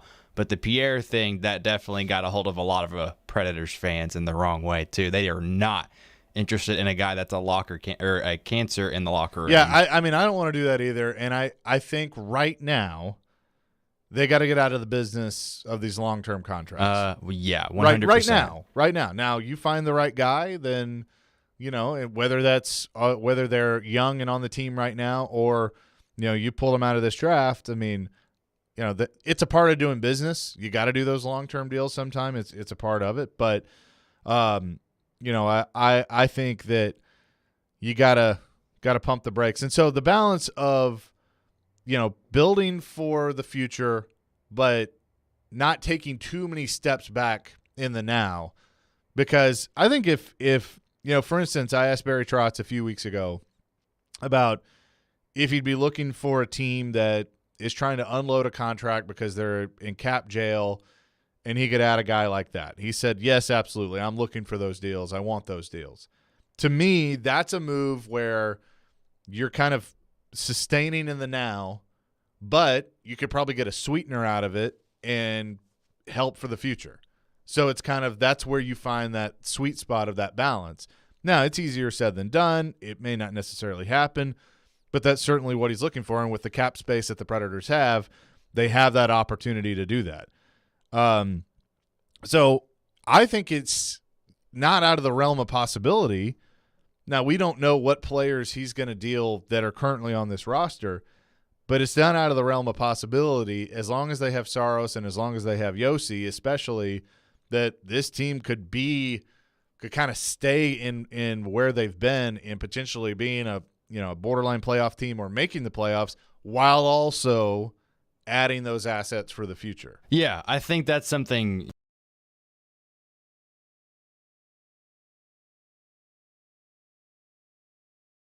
Now, the last 5 years, Chase, I want to put this in perspective, and I'm going to try to find it while I'm talking about it. So I know, because I want to be as precise as possible, because being the reporter, I want to make sure I tell you the absolute truth from what the Predators have done in their history. So in the last 5 years, I want to say, and I can find this in just a second, but in the last 5 years, the Nashville Predators have only had about, I want to say, 4, maybe 5 guys make their NHL debuts. Mm-hmm. So that's out of the last 5 draft classes. So that's a more troubling thing to look at in terms of, okay, the product is there with the roster. Don't get me wrong whatsoever. Like, this team can play very, very well. But a lot of the people that the Predators have added over the course of this franchise's history, Chase, has always been, via trade, free agency, adding a guy like Ryan McDonough last year, from the Lightning, who could not afford him.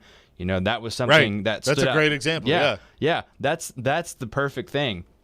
Now, the one thing, and why are there so many damn ads on what I wrote a long time ago? I don't like this, but got to sell ads. Very, very true. But I want to try to find how many players it truly is. So I want to, I really think it's about 5 players in the last 5 drafts, just about. Because now I can kind of see this because this ad is really messing me up here for some reason. Your boy Craig Smith, by the way, I think he's one of the more recent guys that the Preds drafted that had some good success for the Preds.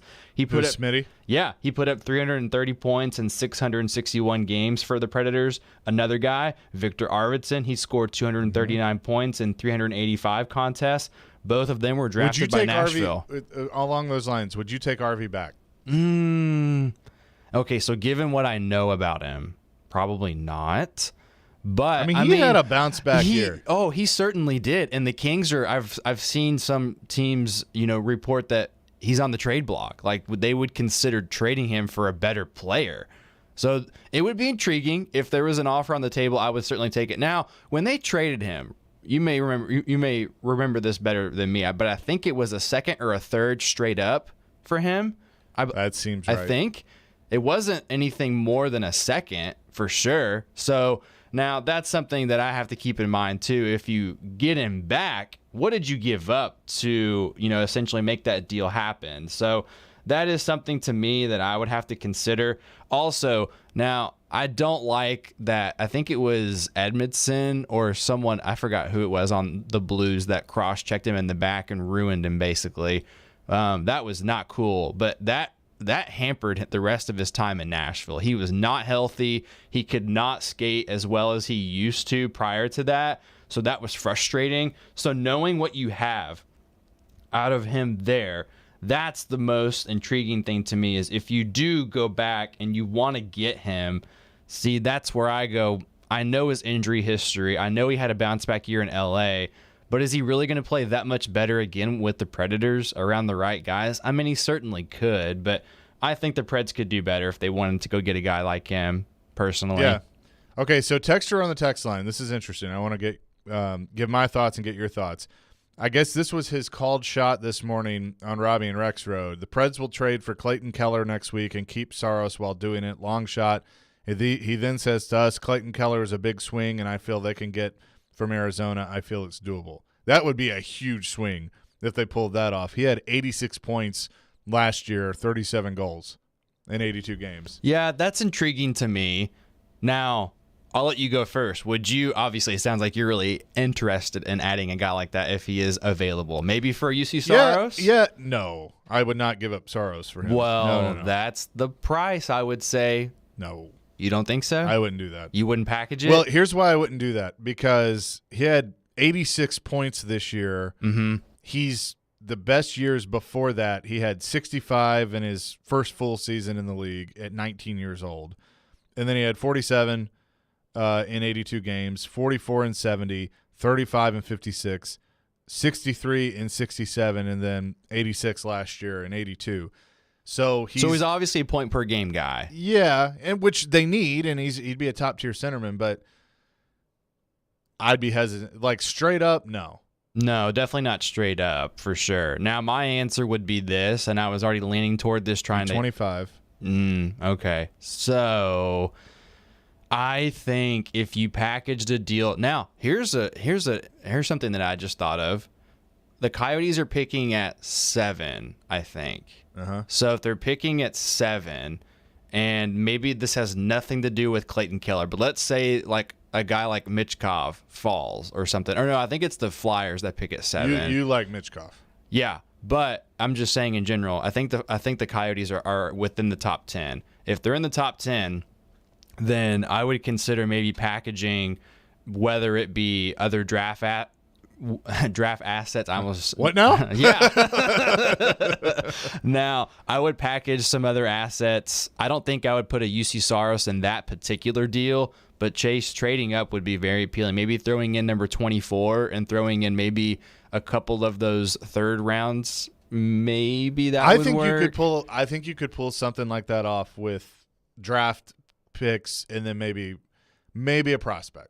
Right, for sure. Now, I'm going to go back to what I was trying to find earlier. So now, as far as draft success goes, if you extend the Predators, if you go the last 10 drafts, the Predators have had 19 of 69 drafted players skate in at least one NHL game since the 2013 draft. There are 10 skaters that Nashville has drafted in that window who are no longer part of the organization. So no skaters from the last 3 drafts. Obviously, this has changed. You've got guys that are like Askarov, Evangelista, Tomasino. They all came back up. But there are very, very few guys that have come up to the Predators. So I think the big swings, you want to try to have some guys that maybe take a year or two and then they're ready. That's going to be the true challenge, honestly. Yeah. No, I think it will. But again, it just goes back to that there are a ton of options that Barry Trotz and the Predators have. And again, efforting to get Barry Trotz on. Hopefully we'll be able to catch up with him before we get out of here today. But it just I am excited about next week because of all the possibilities that could happen. And I think there's a lot of teams that are probably saying that. But we haven't seen the first domino really fall. No. But when the first domino falls, there's going to be, I think, a lot of movement. What I would say is wait until the night before the draft, maybe the afternoon before the draft, and you who knows? might see a trade. Maybe Barry's tied up right now because he's working the You phones, never know. You never know. He could be taking a good offer, and it could be someone saying, "Hey, we're so glad to have you in the fraternity of GMs now. Yeah, how about we make a deal?" Because like Friedman said a few weeks ago, the Sharks are going to be in the water around Barry Trotz right now, especially because he's at home. He's at home, and it's his first draft. He wants to make a big splash, and needs to, in some ways, whether it's and you know what? a trade or a draft pick. He may feel like he owes this franchise that after being here all these years trying to build it, and now he wants to add someone special to it. I think that's what he's really thinking too. Yeah. And, as he said a few weeks ago, again, when I asked the question, he doesn't expect to be a big player in free agency. No. That's where I think there could be some David Poile-esque signings, of that. Like Joel Ward's going to be here next week. Joel Ward was one of those. He was Wardo fun. I loved Wardo.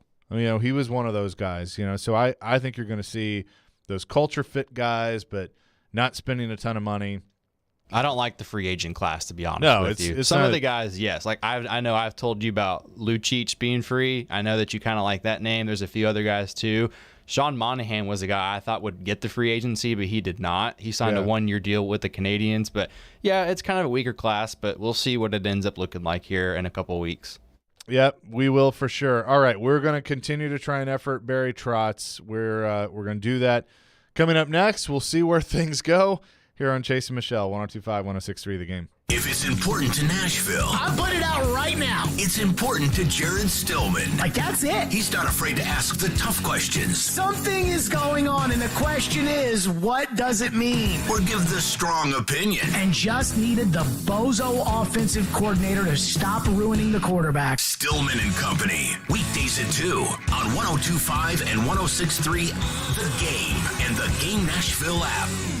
It's happening. Social Furniture's Hot Buy sale is going on now. You'll find your dream furniture on sale now for our best prices of the year. Sofas, sectionals, recliners, bedroom sets, mattresses, dinettes, and more are all on sale. Social Furniture has one of the largest selections of in-stock furniture in Middle Tennessee, ready for delivery today. Buy now and pay later, interest-free. No credit needed. Find Hot Buys in every department. Hurry into Social Furniture today. Social Furniture, 5412 Charlotte Avenue on the west side. If you're hiring, it can feel like you're trying to find a needle in a haystack. You can hope the right person comes along, or you can just use ZipRecruiter. And now you can try it for free at ZipRecruiter.com/radio. In fact, ZipRecruiter has helped a lot of business owners find their needle in a haystack, like Marco, president of operations at Telly Tires and Auto Centers. Because Telly Tires has grown a lot in the last few years, Marco needed to hire everyone from a receptionist to a store manager to a head mechanic. ZipRecruiter helps me find all the right people, even the most difficult jobs to fill. ZipRecruiter helps me keep my business running. Take it from Marco and millions of other businesses who've used ZipRecruiter. ZipRecruiter can help you find the needle in the haystack. See why 4 out of 5 employers who post a job on ZipRecruiter get a quality candidate within the first day. And right now, you can try ZipRecruiter for free. That's right, free at ZipRecruiter.com/radio. That's ZipRecruiter.com/RADIO. ZipRecruiter.com/radio. ZipRecruiter, the smartest way to hire.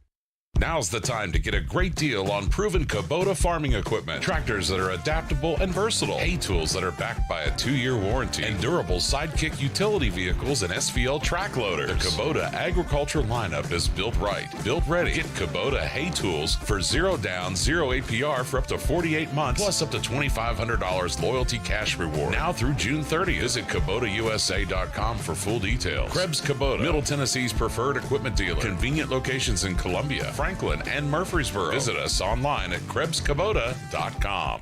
The team at Mercedes-Benz of Music City have done it again. Here's Edwin Vickery to explain. 4-time recipient of Best of the Best. Less than 10% of the dealers in the country receive this award. How did you do it? We say culture eats strategy for lunch, because we can strategize all we want, but unless you have the right culture and chemistry in the dealership, it will not work.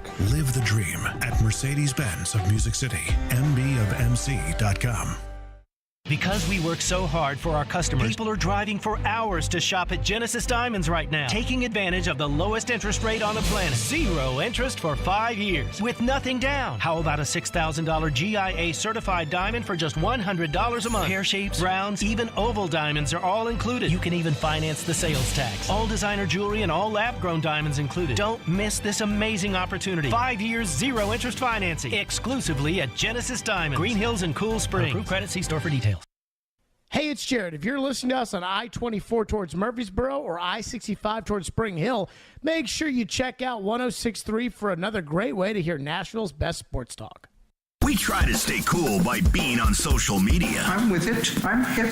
Follow us on Twitter at 1025thegame and on Instagram at 1025thegame Nashville. Hey! Oh, yeah. And like us on Facebook, too.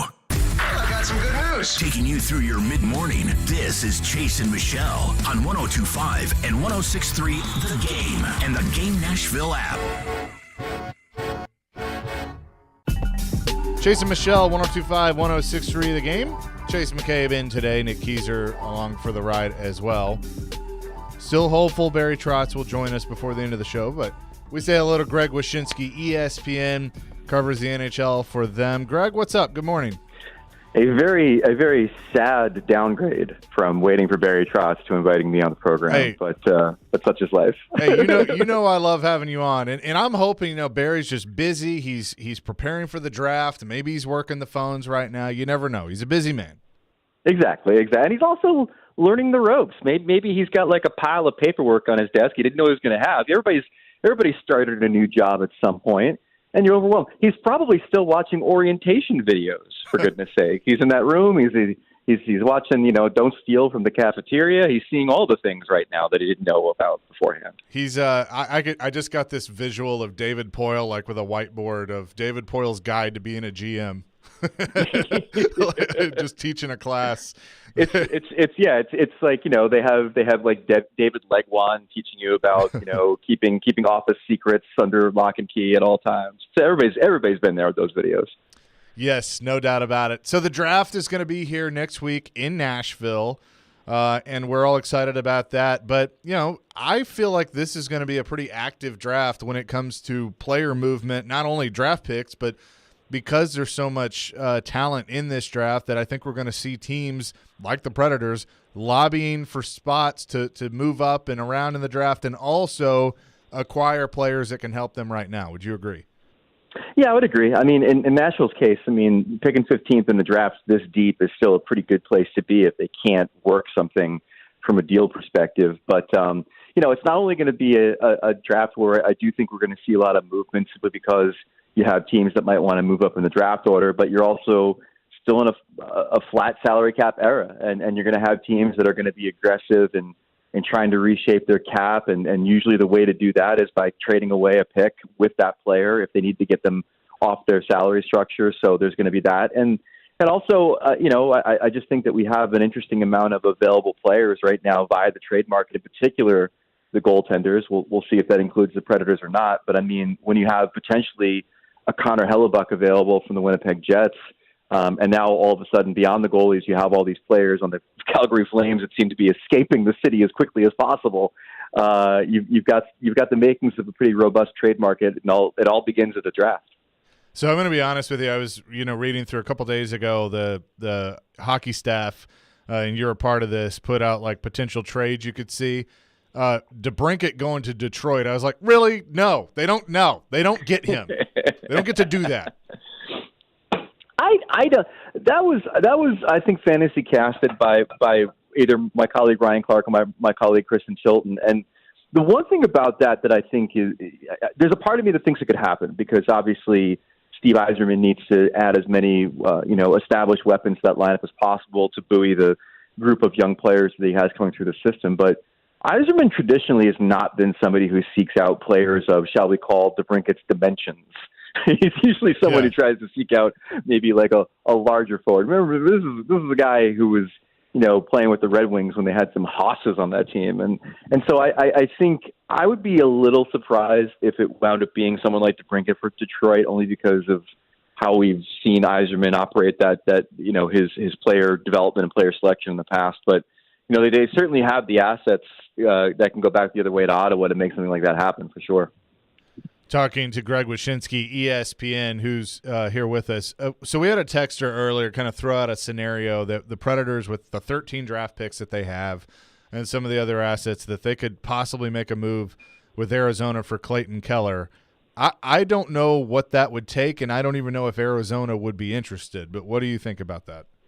Well, I think that Arizona would be interested, if only because it seems like Keller has kind of indicated, or at least we believe he's indicated because of his dad on social media, that he's at his wit's end when it comes to the future of that franchise. I mean, he was a supporter of that vote to build the arena in Tempe, was Clayton Keller when it didn't happen, and now they have to hit reset, and now all of a sudden you have Gary Bettman at the Board of Governors meeting yesterday in New York talking about how they expect to have clarity on the Arizona Coyotes by mid-season, which could mean, hey, if you guys don't have a plan C set up here by mid-season, we're going to have to start talking about relocating you out of the market. I mean, that's a lot to deal with. And so, he's dedicated himself to that franchise. If he's not happy, I mean, I think it's only right for them to see if they can move him on. And, the Coyotes continue to build. I mean, some of their best players aren't even in the NHL right now. I still think that they're in a position where they want to amass as many draft picks as they can. That's always been their GM, Bill Armstrong's strength. So the treasure trove that the Predators have could ultimately potentially net them somebody like Clayton Keller if the situation presents itself. Greg Wyshynski is with us. So, Greg, this is something that I've been mulling over for probably the last few weeks, more or less this last week, because obviously the draft is right here in Nashville next week. So, obviously the Preds are going to be picking at number 15 and 24. I personally think that we could see maybe a forward taken, one defenseman taken, maybe even two forwards, because you have guys like Oliver Moore, Gabe Perleau. You've also got Ryan Leonard, but also on defense, David Reinbacher, Axel Sandin Pellikka was a guy that stood out to me. But what do you think the Preds' best approach could be now that they are now having their deepest draft since 2003 when it was also here in Nashville?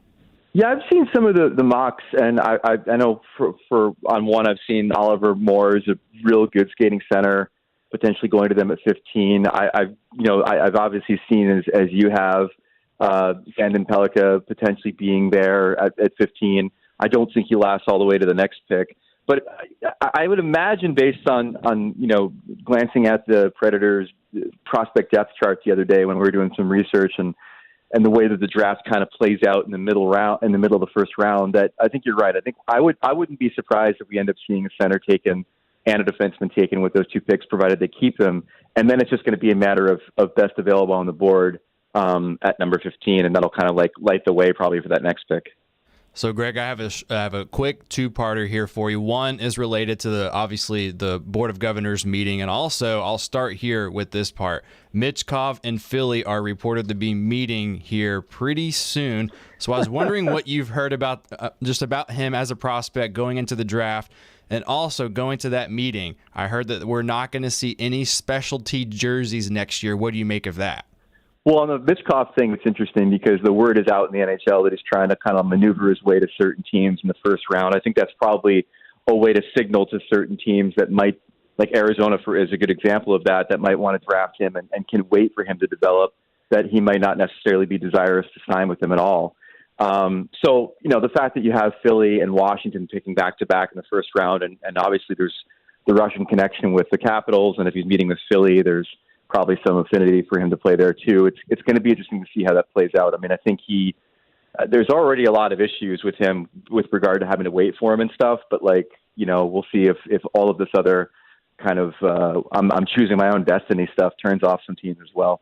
The jerseys thing is really difficult. I mean, it's a bad decision by the NHL, to catch people up if they don't know because of all the controversies over the Pride jerseys this season and the players that boycotted warm-ups to not wear them, the NHL decided yesterday to not have any specialty jerseys at all in warm-ups. And this stinks for a lot of reasons, which is that you aren't giving players a chance to promote causes they're passionate about. I mean, we're talking about the military. We're talking about Hockey Fights Cancer. In San Jose, we're talking about Hispanic Heritage Night. Like, these are the things that get promoted when these guys wear these jerseys during warm-ups. And the nights will still exist. Like, they're still having these special nights, but they're not having them get the spotlight that they've gotten in the past with the players actually wearing these jerseys. And then on top of that, the jerseys are often sold at auction after the games. And then the proceeds from those auctions go directly to organizations that help those communities, including cancer research. And so Gary Bettman said yesterday, well, they can still make the jerseys and sell them. And I'm thinking to myself, okay, but the whole point of people buying them is I'm buying the jersey my favorite player wore in warm-ups to support this cause.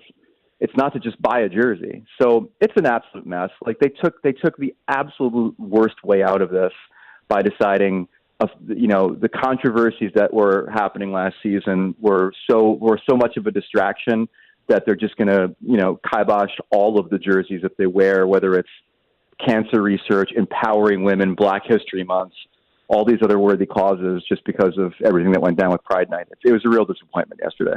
Yeah, I 100% agree with you on that, Greg, because I think we might see a little backpedaling at some point. That's generally what happens with things like that. But, yeah, I didn't like that much either. Good to talk to you, my friend. This was good. You made me feel better because we didn't get Barry Trotz. But we'll see you next week in Nashville. Absolutely. I can't wait to get there. I'm getting there Monday for the awards, and then we'll be there for the rest of the week. And it's going to be a really fun time. I think it's obviously going to be a real hot crowd. I am very fascinated to see what the reaction from the locals is when Bedard gets drafted by Chicago. We'll see what that sounds like, and I can't wait to experience it. Yeah, no doubt. I owe you a beer or two, so we will make sure that happens.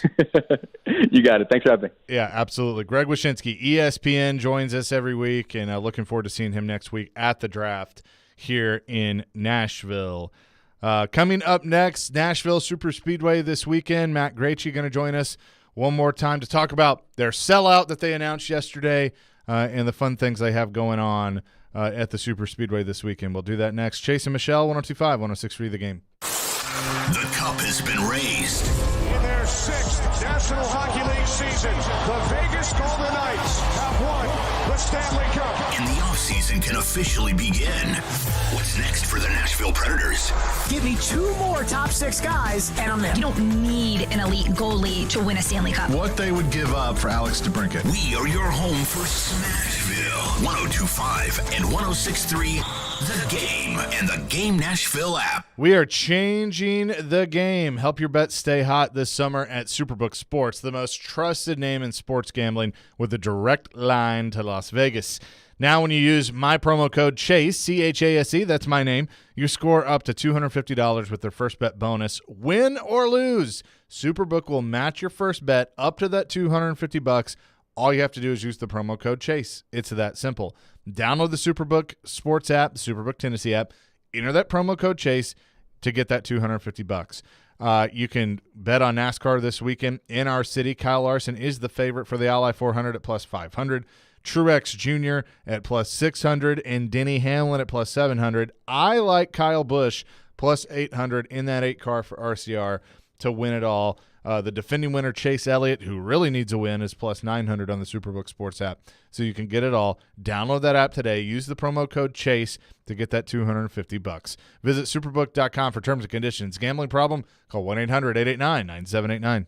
Hi, this is former Tennessee Titans quarterback Neil O'Donnell. On the field, I always wore a helmet and pads to make sure I was protected. Life is no different. That's why I got vaccinated and boosted against COVID-19. Protection keeps you in the game. Talk to your doctor and get the information needed to make the informed choice. Gear up, Tennessee. Protect yourself and your family against COVID-19 today. For more information, go to nflagearup.org/Tennessee. At the law office of Amanda J. Gentry, we are committed to defending your rights. We have a team committed to helping you navigate the court system, whether you've been accused of a crime or you're going through a messy divorce and custody. Call our team to help you navigate this system. We are here to protect your rights, to demand your rights, to enforce your rights. 615-604-6263. 615-604-6263. AmandaJGentry.com. Barlines in the Omni Nashville Hotel stays true to the spirit of Music City, the perfect spot for sports and arena concert fans year-round. Savor Barline's originals, the Barline Barbecue Burger or Midtown Mushroom Swiss Burger. Excite your taste buds with the Sobro Grinder with smoked turkey, the Boss Hog with whiskey braised pork butt, and the Angry Chicken, pickle brine fried chicken breast with honey sriracha. Attending an event downtown? Barlines in the Omni Nashville Hotel, open daily at 11 a.m. is a great way to kick off your afternoon or evening. Mom, we're out of potato chips. Teenagers, they'll eat you out of house and home, kind of like health insurance, which can take a big bite out of the family budget. Fortunately, with Farm Bureau Health Plan's Core Choice coverage, we can save $3,600 a year compared to the leading competitor. And we've got better coverage with a lower premium, lower deductible, free telehealth visits, and access to one of the largest networks available. Can we order pizza? Visit FBHP.com or your local Farm Bureau office today. Want to weigh in on the conversation? Some brain booster. Slide into our DMs. Or just text or call at 615-737-1025. Our phone line is driven by WilsonCountyHyundai.com. You're listening to Chase and Michelle on 102.5 and 106.3 The Game and the Game Nashville app. Chase and Michelle, 102.5, 106.3 The Game. NASCAR weekend is here in our city at the Nashville Super Speedway. Looking forward to that. You can hear the Craftsman Truck Series Rackley Roofing 200 tonight, starting at 6:30 on 102.5, 106.3 The Game. Say hello to Matt Gracey, the GM at Nashville Super Speedway. He's celebrating. It hadn't even started yet, but a sellout on Sunday. Matt, I'm so excited, so happy for you all that you announced that yesterday, that the Ally 400 is officially sold out. It is officially at capacity, and we've been waiting all year for this today to happen, to kick off our NASCAR triple header weekend, and it's going to kick off tonight with our Rackley Roofing 200 Craftsman Truck Series race, and we're excited for a big weekend. It's going to be great to bring NASCAR back to Middle Tennessee for our third annual triple header. Now, the good news is you can still get tickets to the Craftsman Truck race tonight, the Xfinity race tomorrow, Tennessee Lottery 250, and also you can get some premium stuff. Try and get trackside, because there's going to be a really cool thing going on before the race on Sunday with Carl Edwards, Kyle Larson, Nate Bargatze, and, of course, the concert by Parker McCollum. So still some things that you can get involved with. Yeah, grandstands are sold out, but there's still the opportunity to get stage front see all those great drivers, like you mentioned, Kyle Larson, Carl Edwards, NASCAR's 75 greatest drivers, Nate Bargatze, as well as Parker McCollum, and then see all the current stars of the sport during driver introductions for pre-race upgrade. Get onto the ball field, get on the front stretch, come see the action, all before the green flag for the Ally 400. And, the fan zone is going to be wide open starting today at 2 o'clock. Every day it's going to be programmed, driver appearances, music on the stage, merchandise for sale, interactive displays. It's going to be an awesome weekend. Man, I kind of feel bad for the guy that has to do all the announcing on that. A lot of pressure. Oh, wait, that's me. But looking forward to it. It's going to be fun. It's awesome that Carl Edwards, last time we talked to you, we talked about him, but that he's going to be back this weekend. Did a lot of winning, a lot of backflips out at the Nashville Super Speedway, and to be able to have him back and to honor him as one of NASCAR's best 75 drivers, I know is going to be really neat. Yeah, for him to come back, he's a 6-time winner at Nashville Super Speedway, and dating back into the early 2000s and winning in the Truck Series, winning in the Xfinity Series. It's great to get him back, and he's going to be fan-facing, out to see everybody in the fan zone as well as the pre-race stage. We're happy to host him back. He's excited. He's bringing his family. He's excited to get here to Nashville. Yeah, and you mentioned the fan zone that's out front. That's a really cool thing to have because a lot of people like to get out there early and, not just show up an hour or two before the race. There's so much to do that you can truly make a day of it. You can. Parking is free to get on property. The fan zone, everything in there to go interactive, listen to the music, watch the drivers, hear the drivers. All that fan zone is open to explore and to experience, and it's all free, all before the gates open, during the gates open, and it's a great value for our tickets. As you mentioned, we still do have tickets available for tonight's Truck Series race as well as tomorrow's Tennessee Lottery 250. The great thing about today and tomorrow with our tickets are kids 12 and under are free with paying adults. So it's affordable to bring your family out. Nice evening tonight with the temperatures. It's going to be a great night with seeing the NASCAR Craftsman Truck Series under the lights. If I want to come out tonight or come out tomorrow, can I buy tickets right there at the Speedway, or do I need to go to the website or make a call?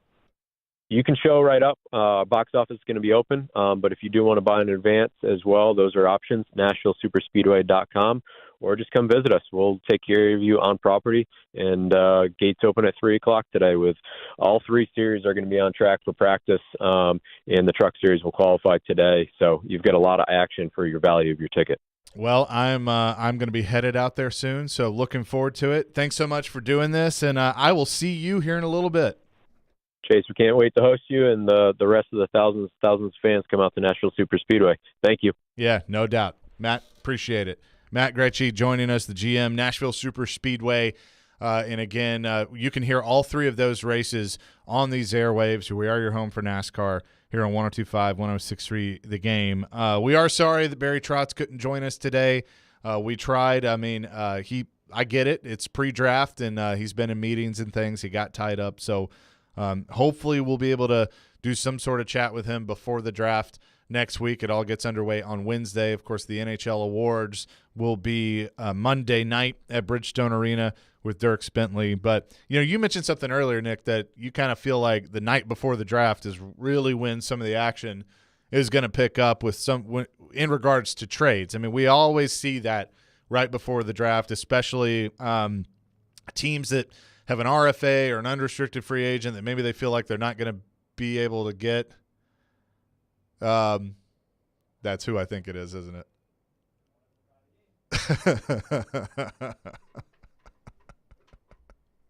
It sure is. Let's go. We'll take him. Let's do it. We'll make it work.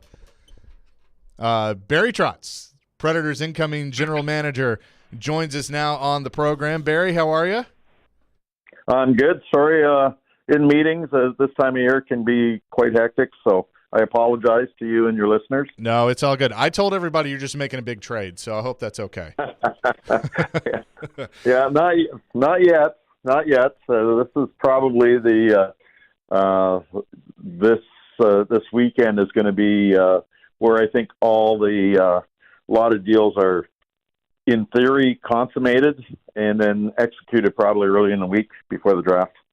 Yeah, and I know it'll all heat up for sure. But you've said that the organization, plans to use you have 13 draft picks to work with, and I call that currency. And I've heard you use that word too. But you can take big swings. What exactly defines a big swing in your mind? Well, big swings to me in the draft. I've been very diligent on trying to move up, really up to the top 4 spots. And I'm not going to deny that. I think that's and offered different packages. But I think most of those teams are really set because they don't want to budge, number one, because I think they feel they're getting franchise players. So, and you can't fault them for that. So when I say taking big swings, we got 13 picks. We've got 2 in the first, 2 in the second, 3 in the third. Is taking swings at players, as I said to the scouts, I would rather you swing for the home run than take a safe player, meaning a safe player who's going to be, a third-line player, fourth-line player, but is definitely going to play in the NHL. I'd rather you take a big swing on a player that maybe, there's a couple players that are, either have, high-end speed or lightning speed or high IQ, but maybe can't skate, have, 1 or 2 qualities that maybe give you doubt, but have some elite skill. And I'm a big believer that you get your game changers, you get your offense, you get your skill guys in the first round. You just do. In the second, third, and fourth rounds, you get, if you get lucky, you're going to get a Roman Josi in the second round. But you're going to find, and I'm going to use players that are really solid players. I mean, Colton Sissons was a second round pick. I mean, he's a really good player, good character, all that, but he's probably not that game changing offensive player. So when I said to our scouts is, I want you to take those swings. I want you to find a Philip Forsberg at 15 rather than to take a more of a safe guy who's going to play. And I'm looking for those guys. I don't care how big they are. I don't care how they may have some a few flaws. We can probably hopefully develop and take some of those flaws out. But if they have something elite, that's what we want. Barry Trotz, Predators incoming general manager, is with us. And I feel like for you, you've talked about maybe taking a few steps back to take those big steps forward, but there's also a balance of not going full rebuild, but building for the future while also building for the now. How tough is it to balance that? But is this also the draft and the landscape in the NHL where you can do that? Well, I think when people talk about rebuilds, it's usually a team that's had their long run. They don't have a lot of prospects. They're starting from ground zero, and you're trying to build a winner. We're not in that place, like a full rebuild. We're also not probably in that place as just a retool. We're probably somewhere in between. And when I say that is we our Milwaukee team this year went very deep, and some of the key players were basically 4 first-round picks. That the guys like Kemmel and a guy like Evangelista and people like that and Askarov were really, really high contributors to the run that Milwaukee had. And they've already played a year in the minors, and you saw them come up and play in the National Hockey League. So their development is really, really strong.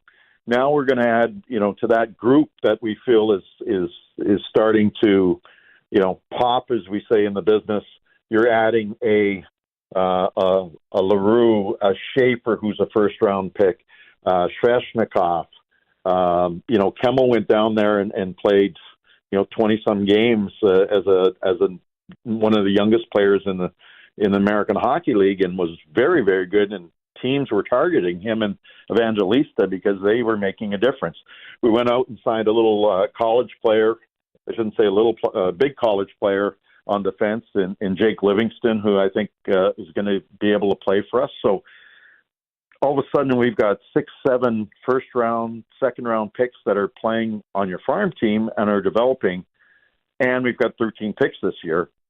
So we've got a little bit of cap space that we are going to be able to, have maybe take a step back because of the youth, but next year and the following year, these players should start to pop, and then we're in a really good shape because A, they're young, B, they are probably cheaper value because of where they are in their contract status, and with a tweak here, tweak there, hopefully this team will be right in a good window for hopefully the next decade. Barry Trotz is with us. You've mentioned trying to find that top-tier centerman, which they don't grow on trees. I mean, that is something I've heard David Poyle say for years to try and find other GMs, coaches around the league. Why is it so difficult to find a player of that skill set that can play that position? Well, I think because those guys are game changers, they get taken very high in the draft. Traditionally, the Predators have never really, other than the first year with David Legwand, they really haven't drafted at that really high position. But you can still find some of those guys. I mean, you're looking at the history. There's, Joe Sakic was taken, in the mid round. There is top players. If you look at the history of the Predators, the 25 years, and you do an all-star team, for instance, we are great in goal. You got Pekka Rinne, and you go to now like a UC Saros. You look at the defensemen that you could have put on the ice. You go Suter, Weber, Jones, Hamhuis. I mean, you go up and down the lineup. Roman Josi, Matthias Ekholm. I mean, that's a who's who of good defensemen that have come out of Nashville.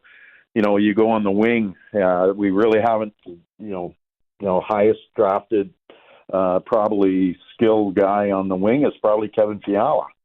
I'm just trying to think off the top of my head. Top centerman in the last 25 years is probably David Legwand. Yeah. And then you start to think, so where we haven't drafted or haven't had a lot of success is in those high skill forwards. But in saying that, I'm trying to change the vision of the last couple of years, and David has too.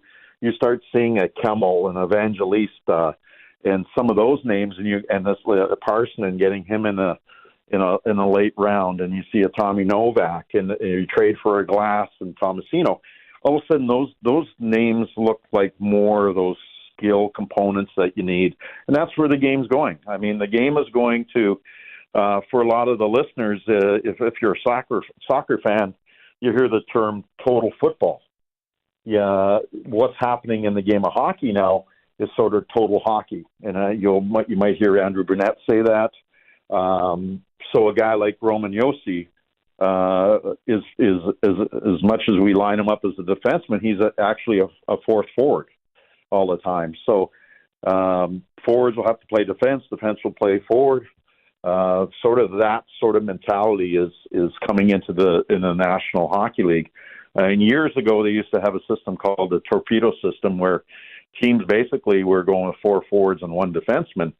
That sort of mentality is coming back into the game. Probably 20 years later, which is I think it's exciting for the fans. I think it's exciting for our game, and you have to adjust to the game. So I think that's how we're trying to draft. That's why I've asked our guys to take swings. Before I got here, I listened to the fan base, and they were calling for change. They were calling for saying, hey, this group has run its course. We're really not a threat to win a cup. We'll make the playoffs, but we really can't challenge for the cup. We just don't have the depth or the scoring or whatever your excuse would be. And so we have this opportunity with the draft choices by moving people out to do this sort of, I wouldn't say a rebuild or reset. We're somewhere in between where there might take a step back to take a number of steps forward so that we can do the ultimate thing is to bring a cup to Nashville. So very passionate about that. With change, there is always there's usually some pain and some ability to be a little bit uncomfortable. But yeah, because we're very competitive and we want to win. But at the same time, you have to stay disciplined and stay to the plan a little bit. So that's been our goal, and we got a great opportunity at the draft to try to add to those pieces that we think can put us over the top. And it's a really good draft and a deep draft, and we're excited it's held in Nashville. If you think back to the last draft in Nashville, Suter, Weber, Klein came out of that draft in the first 2 rounds. Yeah, and obviously we know the impact that they had on this organization for sure. Barry Trotz is with us, incoming Predators general manager. You got some, the draft is obviously a big part of your job as the GM, the new GM, but you got some contracts to figure out as well, some restricted free agents in Cody Glass and Alex Carrier. Obviously, they really stand out. Where are you with that process as you move into the draft next week? We've been in talk since the end of the season. Obviously, we've gone different routes. Obviously, the asks and the offers are still out there. So we're going to get them done. There's no question they're going to get done. The asks at this time in the year and right after the end of the season, they're always, for the most part, they're always a little bit off on both sides probably, and it's just negotiation. They both have arbitration rights, so that may be a process that we end up going. But I've left it up to our people to talk to them, and I've talked to them as well, and they will get done. I expect both of them to be part of our group next year, so looking forward to having them back and getting them signed. There's business to take care of, obviously, Barry, next week, but how big of a help has David been to you through this transition, getting ready for your first draft as, for all practical purposes, as the general manager of this team, and how special is it going to be to see him honored not only with the 25th anniversary celebration of the Predators, but by the National Hockey League as well? I think, to your first question, David's been a tremendous help. I mean, one thing I've learned as a coach, when I was a young coach, I thought I knew everything and wanted to control everybody. As I got older, I figured out how dumb that was.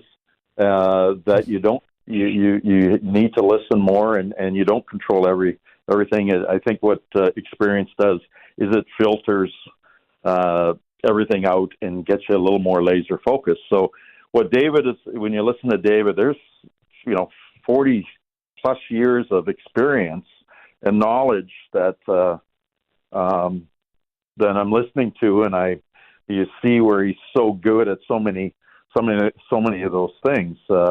Where I felt obviously I was really, really strong in the coaching aspect.